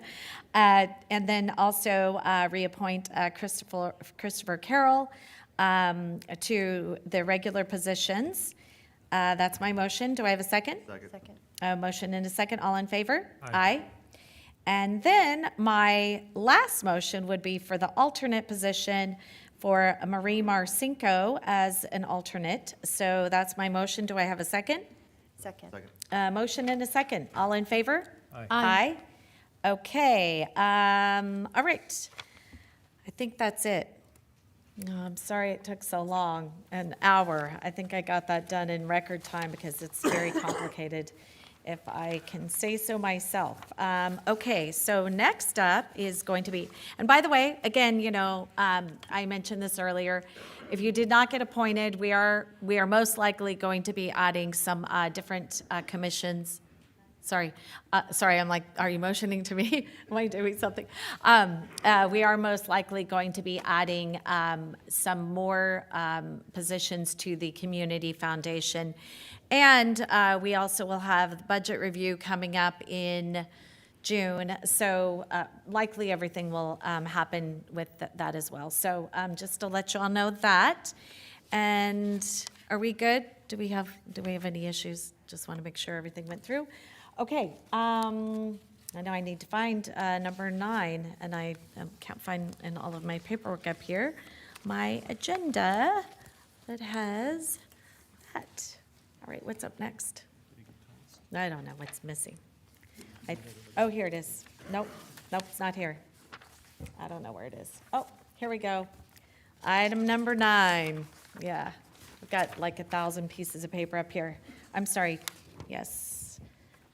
Number 9 is, number 10, public hearings, ordinance 2025-1556, and resolution 2025-9401, an interim urgency ordinance extending a temporary citywide moratorium on the conversion change of any mobile home park existing in the city from a park occupied primarily or exclusively by residents aged 55 years or older to a mobile home park allowing residents of all ages, and resolution holding proposed mobile home park changes from housing for older persons to housing for all ages in abeyance pending completion of the city review and evaluation of the impacts of such proposed changes. So there we are.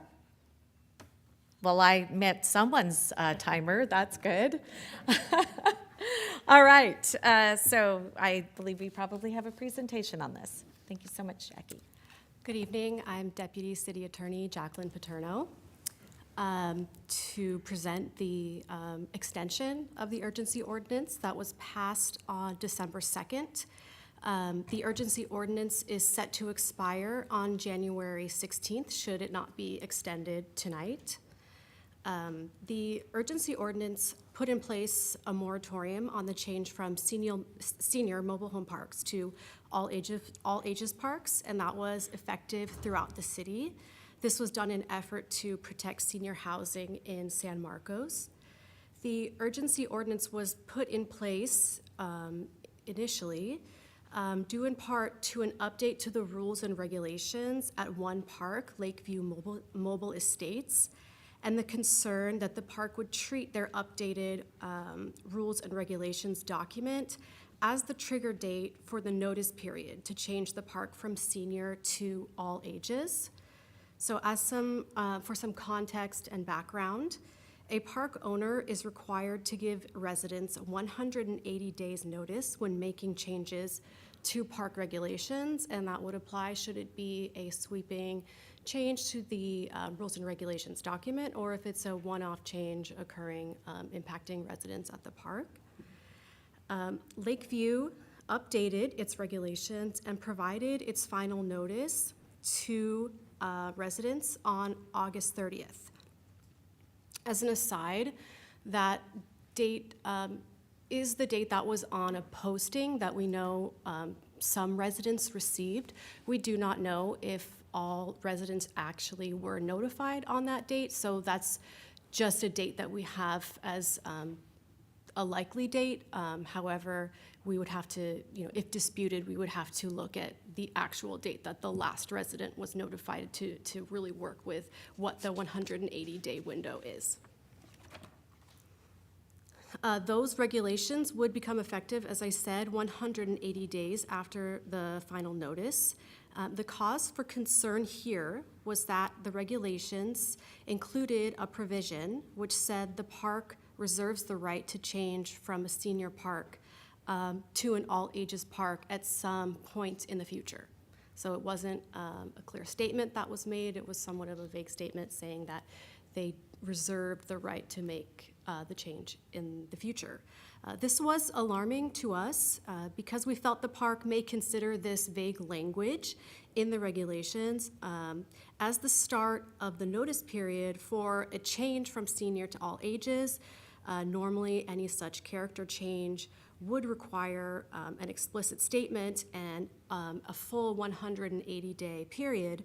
But if the park was treating the regulations as its notice date for a character change, then the switch from senior park to an all ages park would happen in a way that would seem abrupt and really leave the city without time to act to prevent any such change. Additionally, we had contacted Lakeview's attorney who would not clarify the park's intent regarding notice. So without clarity on what may happen in the park, we implemented the urgency ordinance, as I said, on December 2nd, in order to protect the senior housing in the city. Since that time, we have requested clarification again from the park's attorney, who has stated that Lakeview does not intend to switch to an all-ages park. This relieves some anxiety and relieves some of the concern that we had initially, but it doesn't entirely obviate the need for the moratorium, and that's because we need time to prepare for a permanent solution.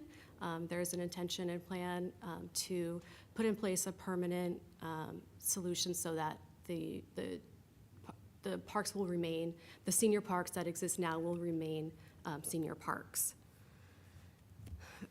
The urgency ordinance was effective for 45 days and is set to expire January 6th.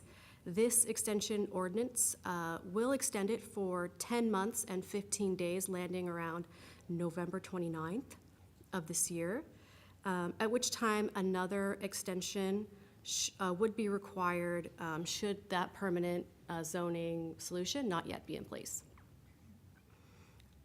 And that expiration date is the 16th. Thursday. Yes, the urgency ordinance, if not extended, will expire January 16th. Yes. During this extension period, City Council will continue its work to implement its solution. The city has already met and begun implementation of this process and will continue to do so. In addition, presented tonight is a new resolution adding further safeguards for senior mobile home parks. This resolution requires any park owner to notice the city if there are any proposed rule changes, and this is to allow city time to, would say notice, so that we have time to study any impacts of such change.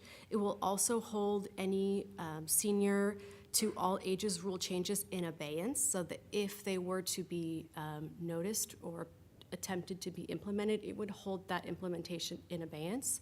And this resolution is effective for 1 year.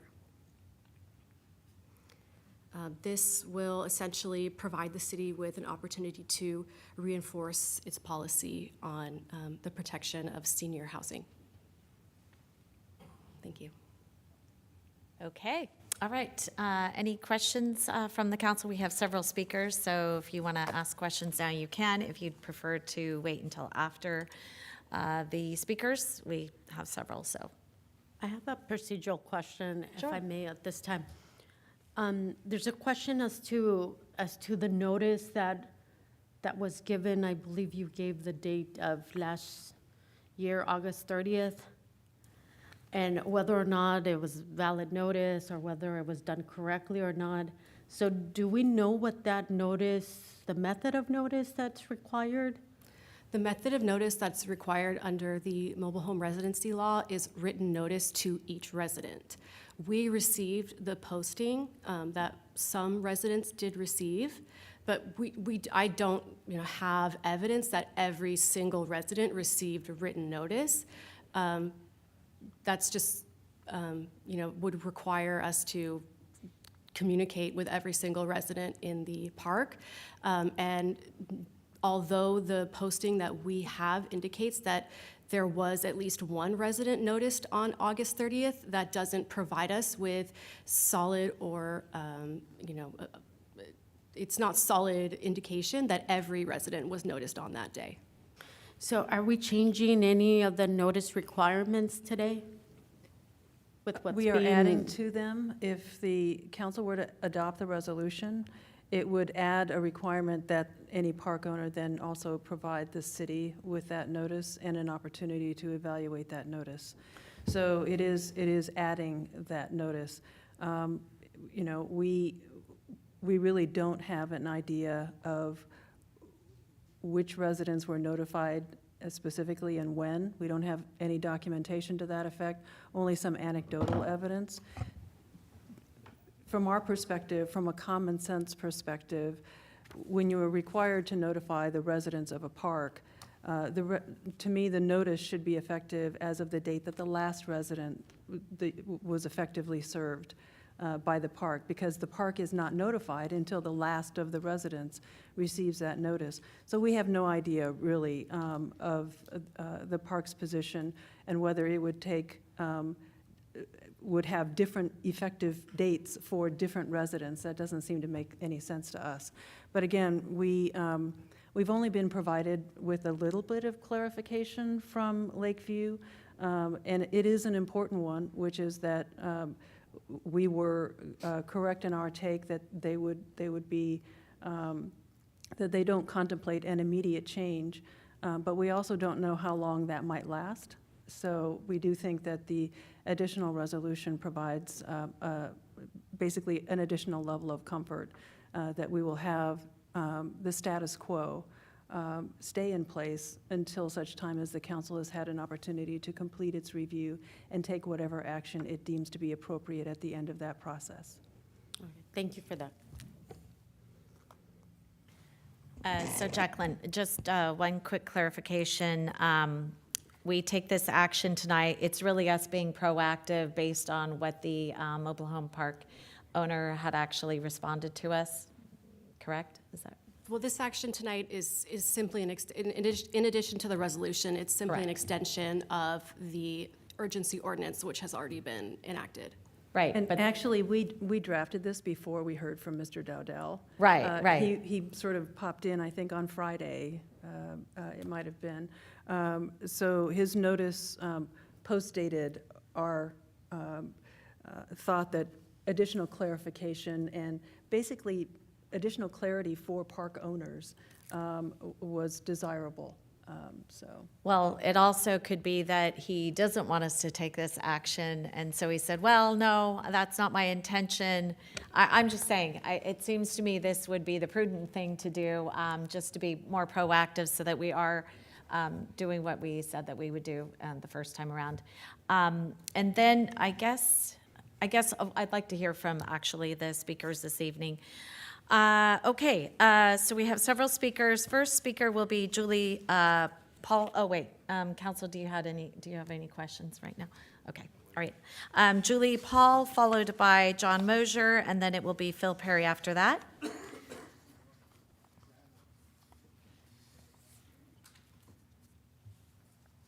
Welcome. Hi there, welcome, or thank you, Mayor and Council. I'm Julie Polly. I'm the regional representative for the Western Housing Community Association. We represent mobile home park owners throughout California, and we strongly urge you to not extend the moratorium. There's been no outreach or discussion to any of the affected park owners other than Lakeview. Before the moratorium is lifted, you will be asked to pass a hostile rezone of your senior mobile home parks with a senior-only mobile home park overlay zone. The senior overlay zone negatively impacts the private property rights of the property owner and will certainly draw the city into litigation. At the December 2nd meeting, the city attorney claimed more time was needed to review the legal claims. Now you have a memo from a law firm informing the council that they're moving forward with the implementation of the overlay zone. They haven't brought the council any options, alternatives, or input from the affected property owners.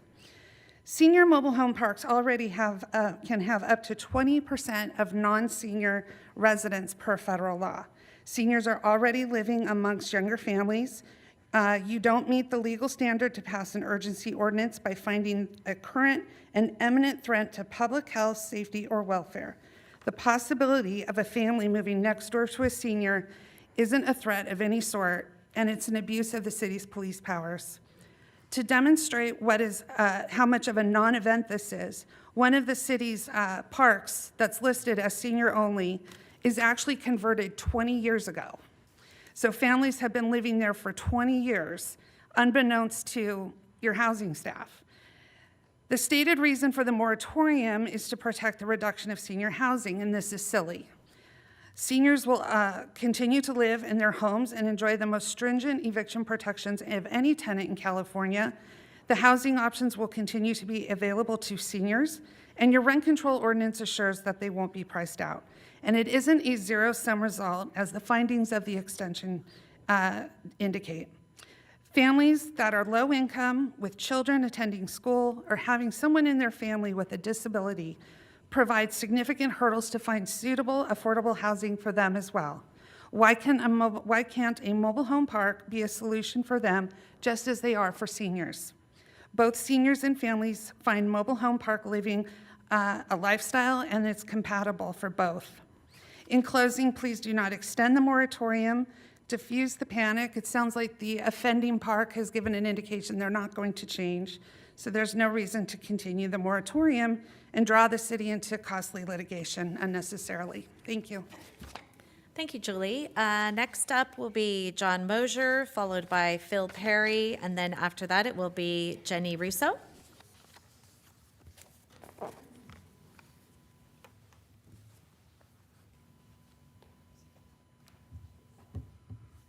Evening, Mayor, council members, city staff. I'd like to call your attention to our audience, all of our seniors here who are in support of extending the moratorium and protecting our parks. Can you guys raise your hands? Thank you. We're here because we're concerned about our future. We see different things happening in different parks. As I've reached out on this issue, I've seen more problems related to rules and regs, what's happening. El Dorado had a new owner, and they used to have a sign out front that said 55 plus. That sign disappeared. Our park, we have new management. It's hard to say what's going on because we have things hit us without proper notice. We're looking at how do we preserve our homes and our futures. So when Lakeview had their rules and regs changed, and that clause was put in there, the question is, why would that clause be put in there to begin with if they're going to keep it a senior park, if there was no intention of ever changing this? And why would you take senior housing and put it under fire? With what's happening to us, we can easily be priced out of our homes just as it is now. Even with the rent control ordinance, the way things are going, and as much as increases have gone the last 5 to 6 years, it's like almost double or triple what it had been the previous 10 or 15 years prior to that. And we're looking now at maybe the next few years, who knows what's going to happen. So in order to try and preserve our housing, this was at least one step to at least we knew we had a safe place. And for people who retire and then want to downsize, this gives them a place to come and open their homes up to the families that need homes to move into. So we've always been that viable source. And also, it's a good retirement area for us where we can mix our skills and have a way to help each other as we age. Like Tim says, age in place. And I also want to say thanks for having Sylvia and Yvette meet with Tim and I and discuss our mobile home parks and what we can do to help protect them and different activities in the future. So I'm asking you to please extend the moratorium and also proceed. I know Helen, you and your staff and Jacqueline are working really hard to look at the background on it. I trust that the decision from the 9th District that upheld Yucaipa's ordinance that they put into place, that this is a good indication that we will be backed up in the courts if they push it that way. Thank you. Thank you, John. Next up, Phil Perry, followed by Jenny Russo, and then Marlene Walder.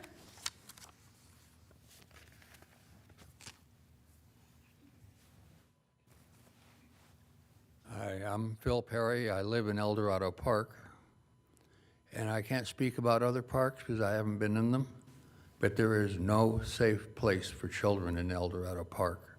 The streets are narrow. There are a bunch of 75 and 80-year-old people driving around, and some of them are speeding, and all of them cut corners. You guys are crazy drivers. And there is no safe playground. The only playground possible is this patch of grass next to the unprotected swimming pool. It just doesn't make sense to me that you would allow children in a situation like that. Thank you. Thank you, Phil. Next up, I was only kidding, by the way. Maybe. Okay, Jenny Russo, followed by Marlene Walder, and then Tim Sheehan.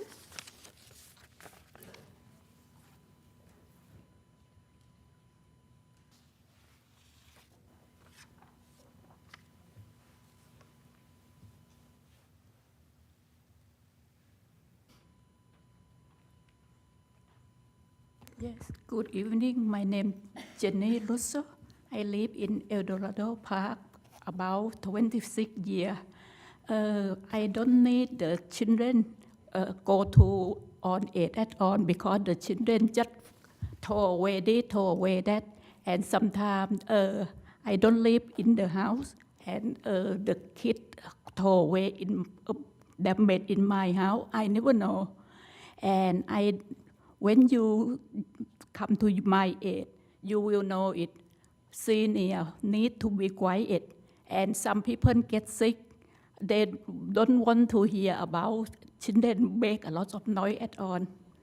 That the problem is, and special the kid just put the bond, put the lock, put the all kind of stuff in the house. All kind of parents don't care at all. And they like a scooter. When I drive and they cut off, and when I go to the kid, it's my fault because I drive the car. That's why peace, protect peace, protect for senior, for all of us peace, because senior don't have any money. They have only social security. And that's perfect for the senior. Peace, thank you. Thank you, Jenny. Next up, Marlene Walder, followed by Tim Sheehan, and then Jeff Popadick.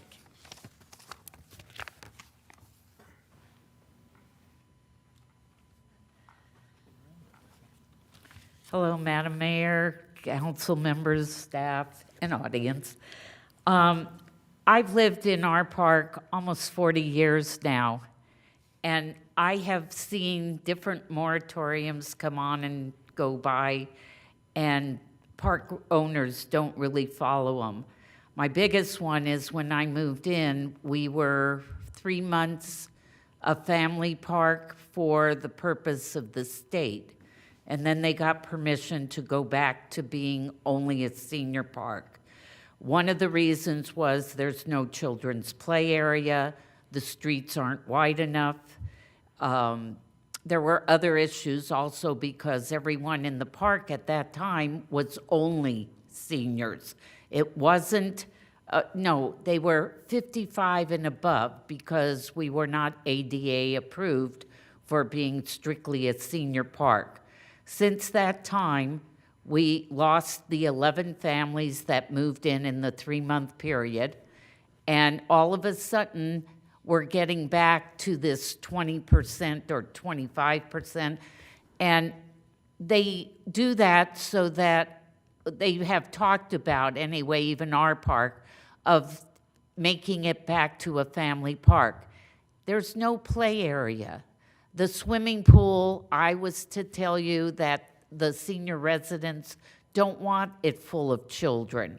When they go in swimming, because our pool is heated, and they want it for health reasons, and they don't want the kids throwing a ball, splashing, and when they do come in the pool, they hang on the rope, and then it costs the park or the HOA another $150 to replace the rope. The owners don't follow their own rules with the parking on the street, and just like with the fires that we had recently in LA, they had to push the cars out of the way.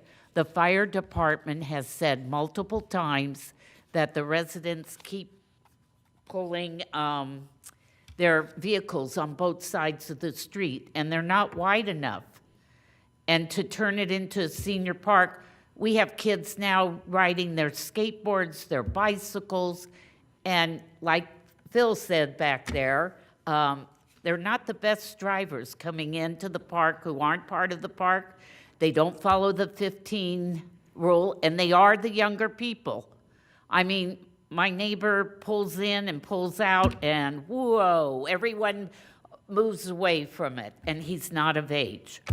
And so I think the moratorium even needs a little stricter rules, and the word was exclusively the residents should be seniors. Thank you. Thank you. Next up, Tim Sheehan, followed by Jeff Poppendick. Good evening, Mayor, council members, staff. My name is Tim Sheehan. I'm president of San Marcos Mobile Home Residents Association. This is my 30th year as a volunteer advocate for manufactured homeowners. Over 50,000 hours at the local, state, and national level. I'm also on a HUD Manufactured Housing Consensus Committee. I moved to San Marcos in 1995 to help care for my mother, who lived in a manufactured home community where I live, who was undergoing health issues. I moved here from a community called Altadena, which too many people have come to know. I hope you'll keep Altadena in your thoughts and prayers, and if you know of any help projects targeting Altadena, please let me know, because I still have friends up there and would love to help them. I mentioned last time I addressed the council that this senior housing issue is a sore subject with me because I saw firsthand with my parents that a year after they moved into this manufactured home community, it was converted to all age, and it turned their world upside down in many ways. For seniors in general, to move into what they think is a retirement community with a level of reasonable expectation, it will continue as such, I think should be a sacred obligation and something that should be honored by the park owner and local government in that, and for that matter. One of the big issues when I became president of SIMRA the first time in 1997 was centered at a park called Rancho San Marcos, where park owner Sam Houston presented them with a 20-year lease that had 6% annual increases that would have doubled their rent in maybe 15 years. And they said, if you either sign this lease, long-term lease, or I'm going to convert the park to all age.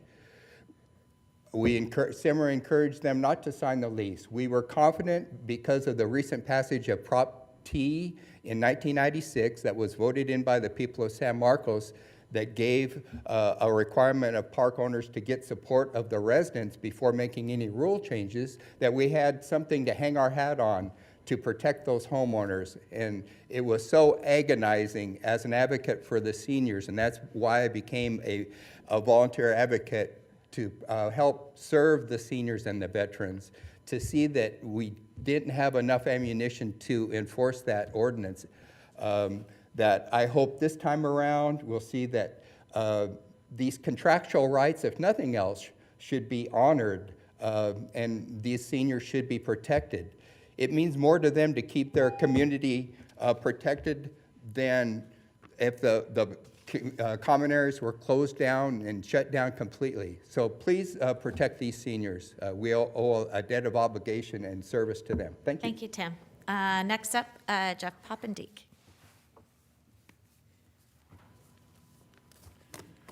Thank you. I just wanted to speak on, there were a couple of questions about notification of when our rules and regulations were handed out. I didn't find out about it until a number of days after the first one was handed out, just through gossip. I think the first one was handed out, and then none others were handed out for quite a few days, and I went and talked to the manager, and I said, I'd like to see the ledger. And, you know, she came to my house a few days later, and she had a ledger that was partially completed. And I said, well, how many have you handed out? And she didn't actually give me a date or a number. And I'm not sure even if everybody in the park has been served a notification that new rules and regulations were handed out. I just want to mention that because I don't think that the owner really had an intent to follow the mobile home residency laws at all. I think his intent was just to hand a few out and then just call it done. It just shows that the owner of Lakeview Mobile Estates does not consider that the American laws apply to him. He lives in Taiwan. This is just an indication of the kind of things we have to put up with. The new rules and regulations are full of citations to the mobile home residency laws only to the ones that benefit him, and then he neglects the ones that protect us. So this is what we're dealing with mobile home park owners. Thank you for letting me speak. Thank you. Okay. Discussion from the council. Anyone want to start?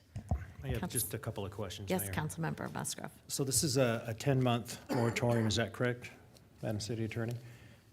Is it a mandatory 10-month, or does this give us a window of opportunity for the city attorney's office to evaluate and then come up with an informed position for us to discuss? It is a period of time that is permitted under the government code to extend a moratorium. We are not certain we will need the entire time period. There is one more extension that's available. So essentially the maximum period is around 2 years plus. We don't think we will need all of that time, but we also want to do that appropriately. So there's been quite a bit on the planning division's plate. So we're trying to get this done expeditiously, but also recognizing that there are other things also going on in the city. So. And I know that specifically this was addressing the question about Lakeview, but we've had speakers from other parks, and we have 12 age-restricted parks. So this would be a blanket moratorium across all of them, is that correct? It preserves the existing senior parks from a conversion to all ages. Okay, thank you.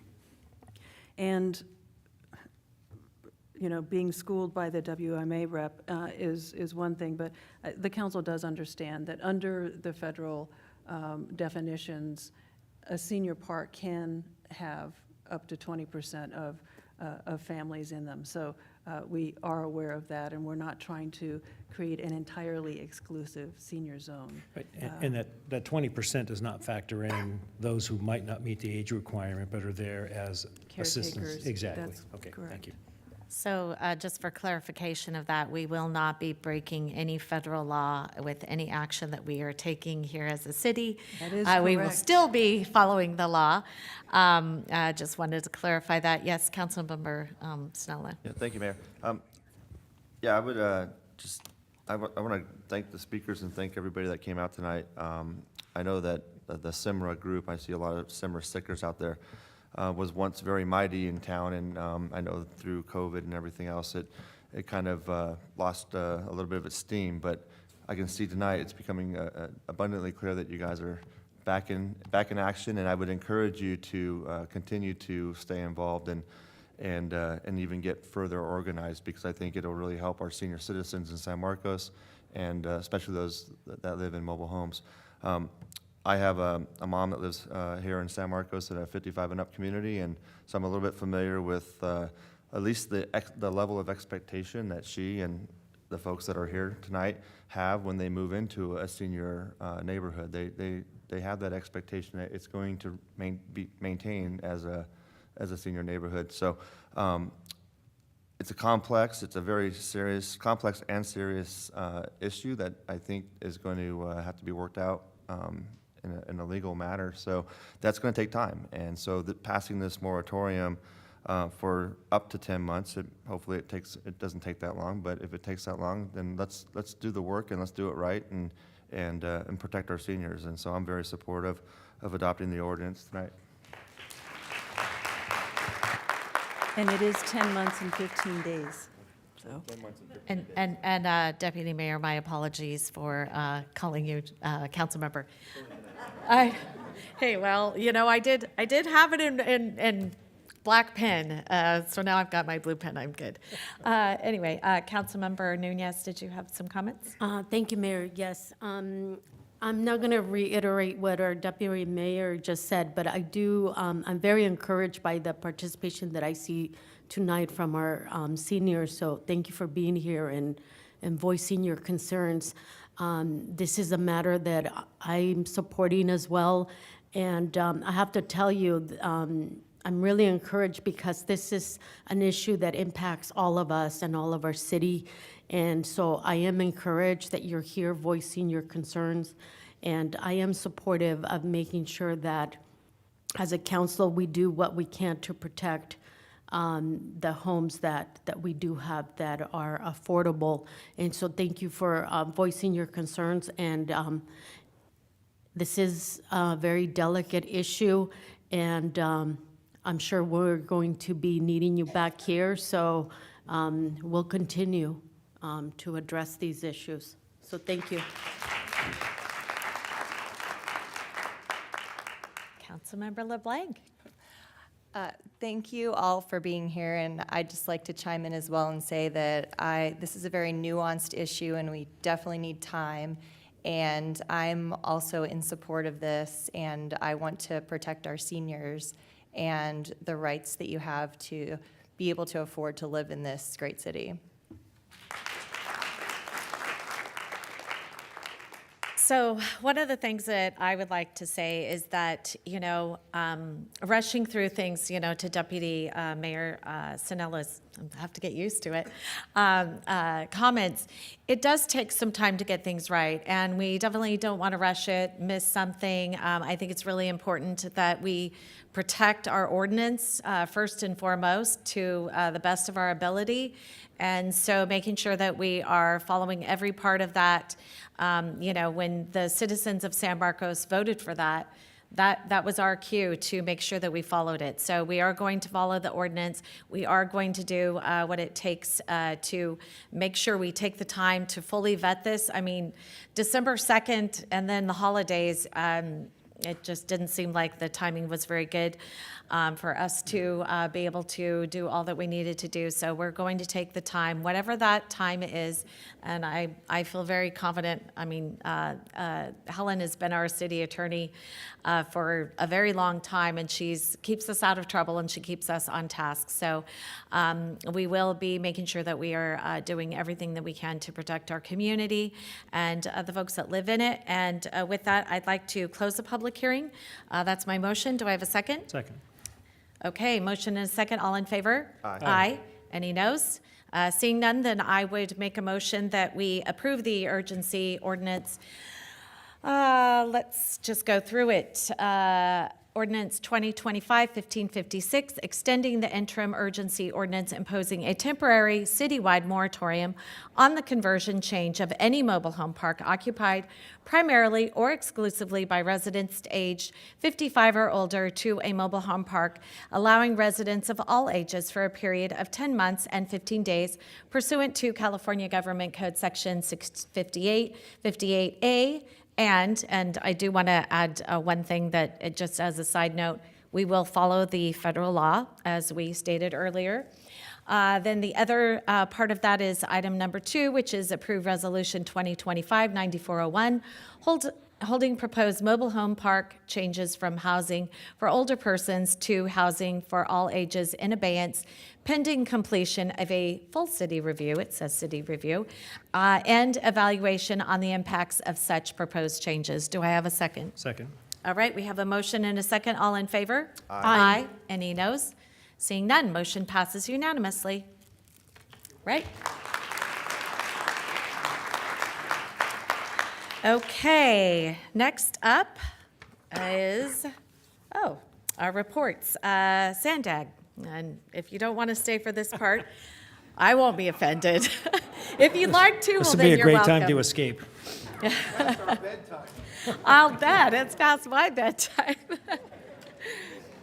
We'll give you just a moment to go about your night.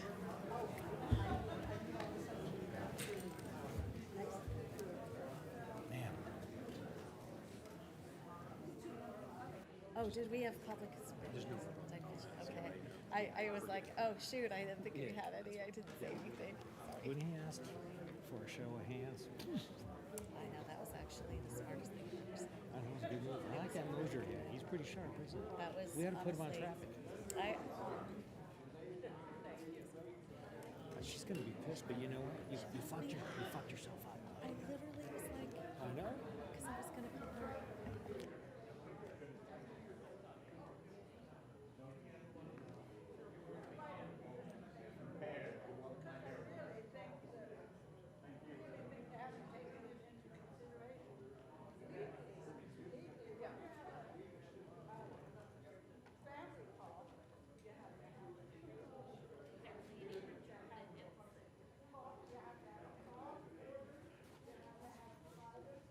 All right, we're going to get back to our riveting council meeting. Let's see, our reports. Let's see, Sandag. Oh, it was an exciting meeting last week. We started a little bit early, but it was a new change in leadership, which I'm actually very optimistic about. So if you all know, it was every 2 years we change our leadership at Sandag, and our past chair, Nora Vargas, resigned right before she got sworn into her second term as County Board of Supervisors while she was chair when she left. And so we actually voted unanimously for a new leadership being, and by the way, the chair and the vice chair, one of those two positions has to be the city of San Diego. So our hands were a little bit tied. But what we did agree on unanimously was Lisa Huebner, the mayor of Solana Beach, as chair. The vice chair is council president Joe LaCava, and then the second vice chair. The second vice chair is John Mento, the mayor of Santee. So it was a good compromise. I feel very excited and actually optimistic for the first time, because we had changed everyone to speaking from 3 minutes down to 1 minute, and now we came back and we're allowing people to speak for 2 minutes.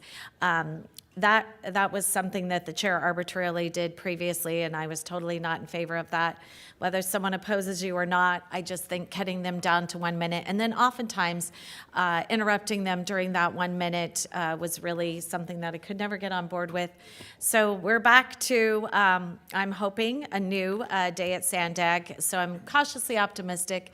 And it's not too soon, because the 2025 plan that's coming forward will be very important, especially to North North County residents and us along the 78 because we need to get some things done. And I just got a call from the mayor of Escondido. He's on the Transportation Committee. That meeting is coming up this week, and that they are voting on a bus rapid transit from Murrieta, Riverside area down to Cal State University, San Marcos, which will then have a connector to Palomar Hospital and then also Kaiser Permanente. So really exciting things are happening for the North County at Sandag, things that I've been fighting for a while. So I'm feeling, again, cautiously optimistic. And when I'm fighting for all of us. So anyway, that would be my report about Sandag. And then we have League of California Cities, Councilmember Musgrove. Thank you, Mayor. Councilmember Nunez and I attended. It was an abbreviated meeting. There was And I must interrupt you, and our newest council member as well. yes. Oh, I have My a whole big apologies. thing I was going to say at the end of the I meeting. sat next to you, Ed. Ouch. Wow. I'll start Well, over. it might have started because the meeting went so late because we had city selection that went so long. We had an abbreviated meeting because city selection went so long. Uh-huh. So It was we bad. we did have to compress some of the issues, but I think the two highlights were Lynn Kennedy, who's the mayor pro tem of Rancho Cucamonga. She is our state president for the League of California Cities. And then our current and returning executive director, Carolyn Coleman. They both came to our meeting, and it was, I've had a chance to talk to Carolyn Coleman before. She's extremely engaging. And my first time to speak with, or listen to Ms. Kennedy, and no mistaking, she is a retired high school math teacher. She got the command of the room pretty quickly. Everybody sat up straight, paid attention, but just a lot of good information, but nothing terribly in-depth, just welcoming everybody. We had probably a third of the room were new people coming into the league, so still trying to feel their way out. And it was a good meeting. It was short. We had to kind of abbreviate some of the stuff at the end because we do have a hard stop at 1 o'clock. So I imagine the next month's meeting will pick up a little bit of slack. Madam President? I believe so, and if I can add, I think because we do have a deadline of January 21st for the legislature, I believe, to submit any of their proposed bills, so I'm sure the next upcoming meetings are going to be a little bit meatier. Oh, great. I can't wait to hear the housing laws that they're going to try to impose this year. I'm returning. Saying that I'm with sorry. sarcastic. I'm returning as the representative for labor and governmental affairs and budget and taxation representative for the county. Okay. Pray for me. And Councilmember LeBlanc, did you have any interesting points? Your very first meeting at League of California Cities, not to put you on the spot, just. I did have to leave early, and because your meeting ran a little late, I was only there for a little bit of it because I had to get to the business visit that we will talk about shortly. But it was really interesting. The speakers were great, and we went around and introduced ourselves as the newly elected officials who were present, and there were a lot of us there. So it seemed like a really exciting start to the year, and everybody had a great energy. See, that meeting would have been much better because the city selection meeting was not fun at all. It was all of the mayors in one room at one time in the county. And there was a lot of arguing, to be honest. So I wish I would have gone to the league instead. It would have been much funner. Okay, North County Transit. I got to attend that meeting on behalf of our, I guess now retired Deputy Mayor Jenkins. We had two notable items for the North County Transit District. One was that we did an evaluation of the CEO.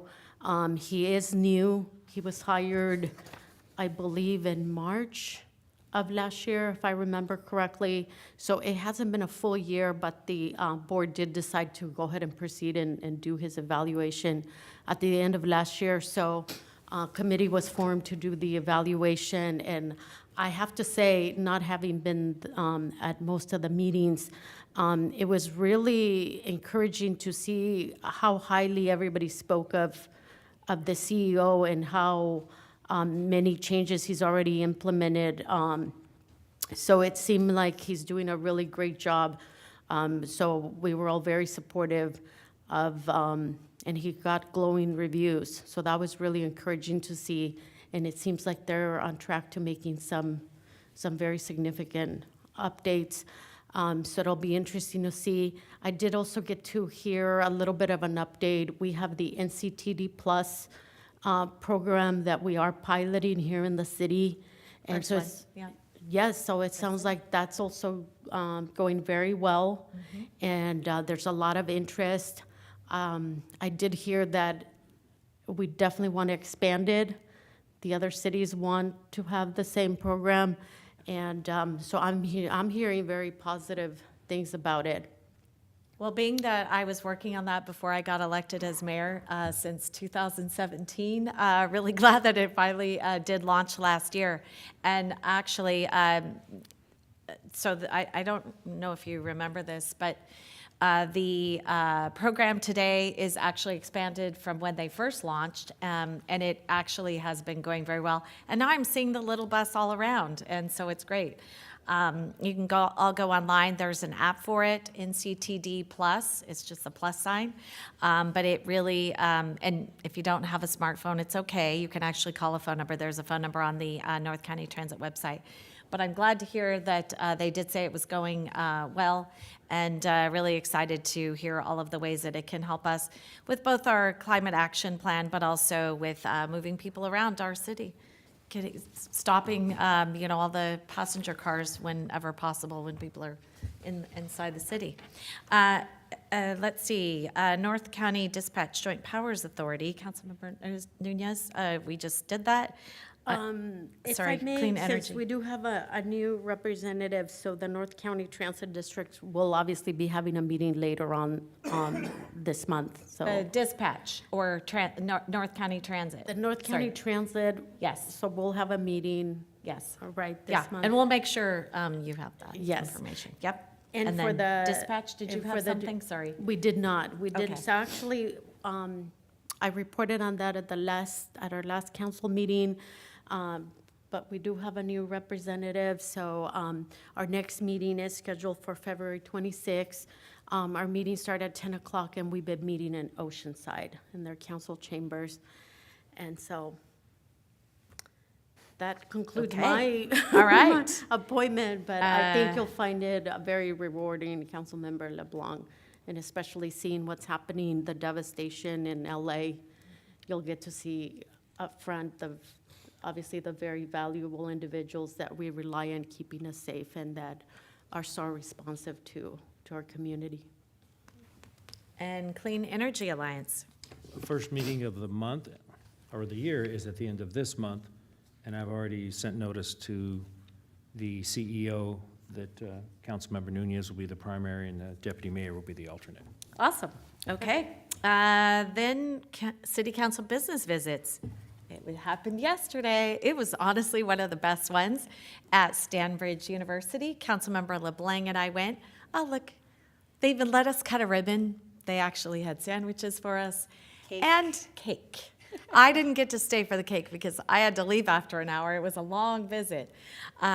Anyway, really exciting. It's in the old University of St. Catherine space. Let's see, Stanbridge University was founded in 1996 as Executive 2000 and officially changed its name in January of 2017. For over 2 decades, Stanbridge University has been committed to providing quality education that helps individuals bridge the gap between their current situation and their aspirations. Since 1996, Stanbridge University has evolved from offering certificate programs in IT to providing a diverse range of programs, including nursing, occupational therapy, and physical therapy. And wow, yesterday, was it the computer lab or oh my gosh. Those pictures don't even do it justice. It was like you didn't even need any sort of special goggles or anything, though they said the technology used to be goggles, but they have this unbelievable, I don't know if it's in the notes, but I was so excited about it.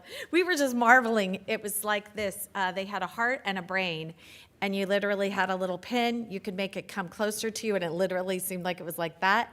And you could really look like into it. You can move parts out of it, dissect it. You could see just the arteries. It was really impressive. They Wow. said that technology is cutting edge within the past couple of years. And she did the brain, I did the heart, and it makes me almost want to enroll there. It was just really incredible. And they had amazing teaching classrooms with lifelike mannequins that actually have vital signs, things like that. And the instructors control the vital signs and have the patient mimic different conditions that they might undergo when they're in distress, and the students have to react to those. And this is us with one of the mannequins that is a cadaver. It was slimy. Yeah, it was slimy. And cold. Yeah, and cold. It was really impressive. Just a really impressive facility with really impressive people. They're really excited to be in San Marcos. They currently have 3 campuses in LA, Orange County, and Riverside, so we'll be their 4th location. And they have a lot of different types of degrees in nursing, different types of nurses. So it was just a really special visit. So I don't know if you're seeing in the background, but look at the view behind us. It's actually that's the real view. That's of Double Peak right there. So their campus is really amazing. But don't worry, not to worry, the students actually have their backs to it most of the time so they can focus. I'm more concerned about the actual instructors because they have to look at that all day. It's going to be pretty tough for them. Anyway, the cadaver, they weren't real, but the cadavers were really incredibly lifelike. I mean, you could move muscles to the side, the whole bit. It was really crazy.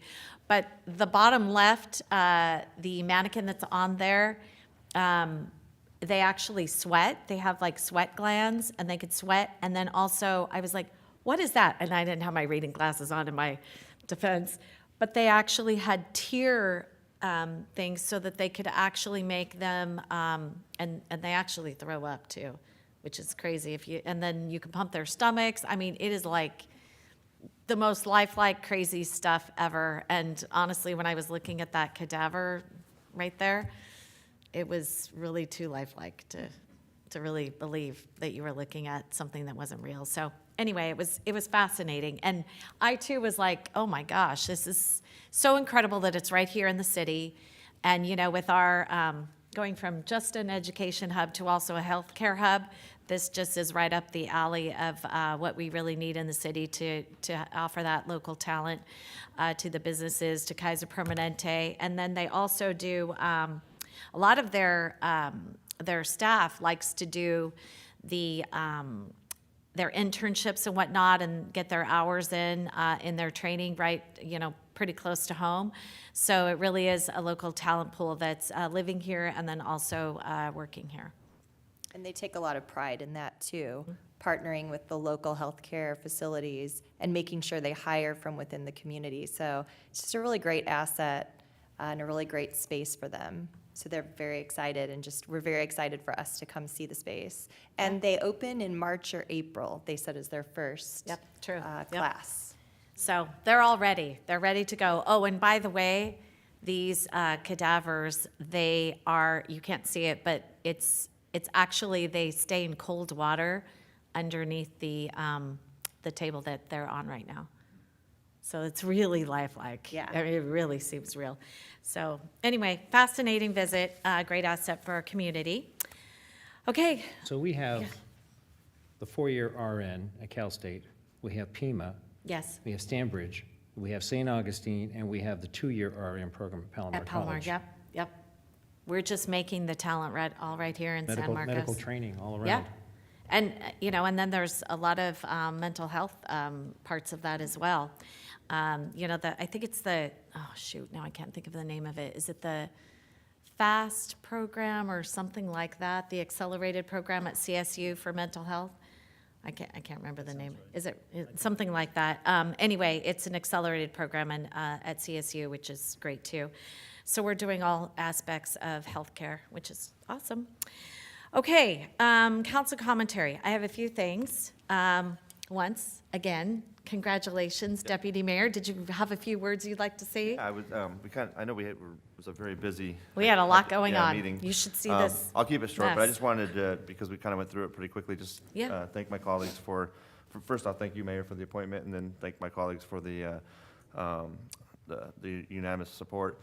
Looking forward to serving the community, and I know it's a very similar capacity, but in this new capacity. So looking forward to it. Thank you. Well, when I can't show up, I have a big expectations. Yeah, I'm looking forward to that, actually. I'm going to give it a Okay. try at least once this year. No, let's just not hope I get sick because. No. Maybe you'll win the lottery or something. Oh, well, that's not going to make me not come to work. You know that. Okay, and then Councilmember LeBlanc, your first meeting, you made it through. You got through your first month. Is it a month now? I think right around a month. It was December 10th, so just about a Okay. month, yes. Yeah. Got through your first month, and you made it through the holidays. Congratulations. Thanks. It's been a great month of learning, and I'm going to continue to learn for a long time. I know it's a lot to learn, but it's been really exciting.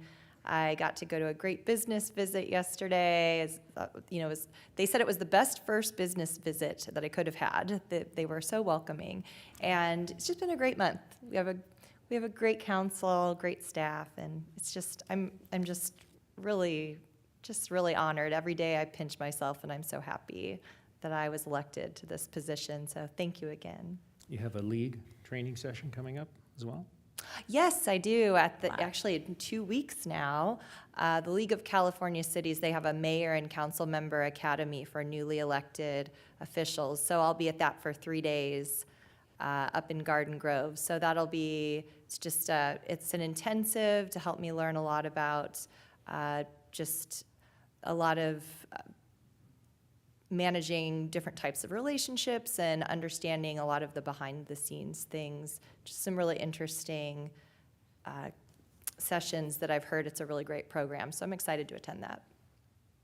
Okay, and then I have some expectations of our community too. So it's a red flag warning, just a reminder to everyone. And you know, even in my neighborhood, I've had some situations where we have some wayward kids that have been lighting fireworks.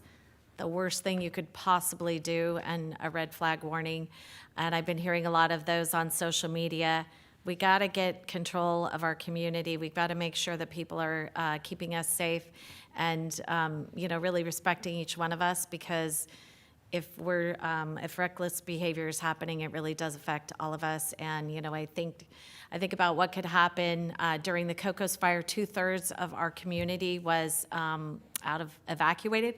I think out of the 5-person council, I think only one of us was not evacuated. Nearly everyone was evacuated during that last fire, the Cocos fire in 2014. We just really, I mean, what's happened with our neighbors to the north, my hearts go out to them, and I'm sure I can speak for all of us. Our hearts and prayers go out to them and just all that they're going through right now. And we have some of our firemen also up in the incident serving.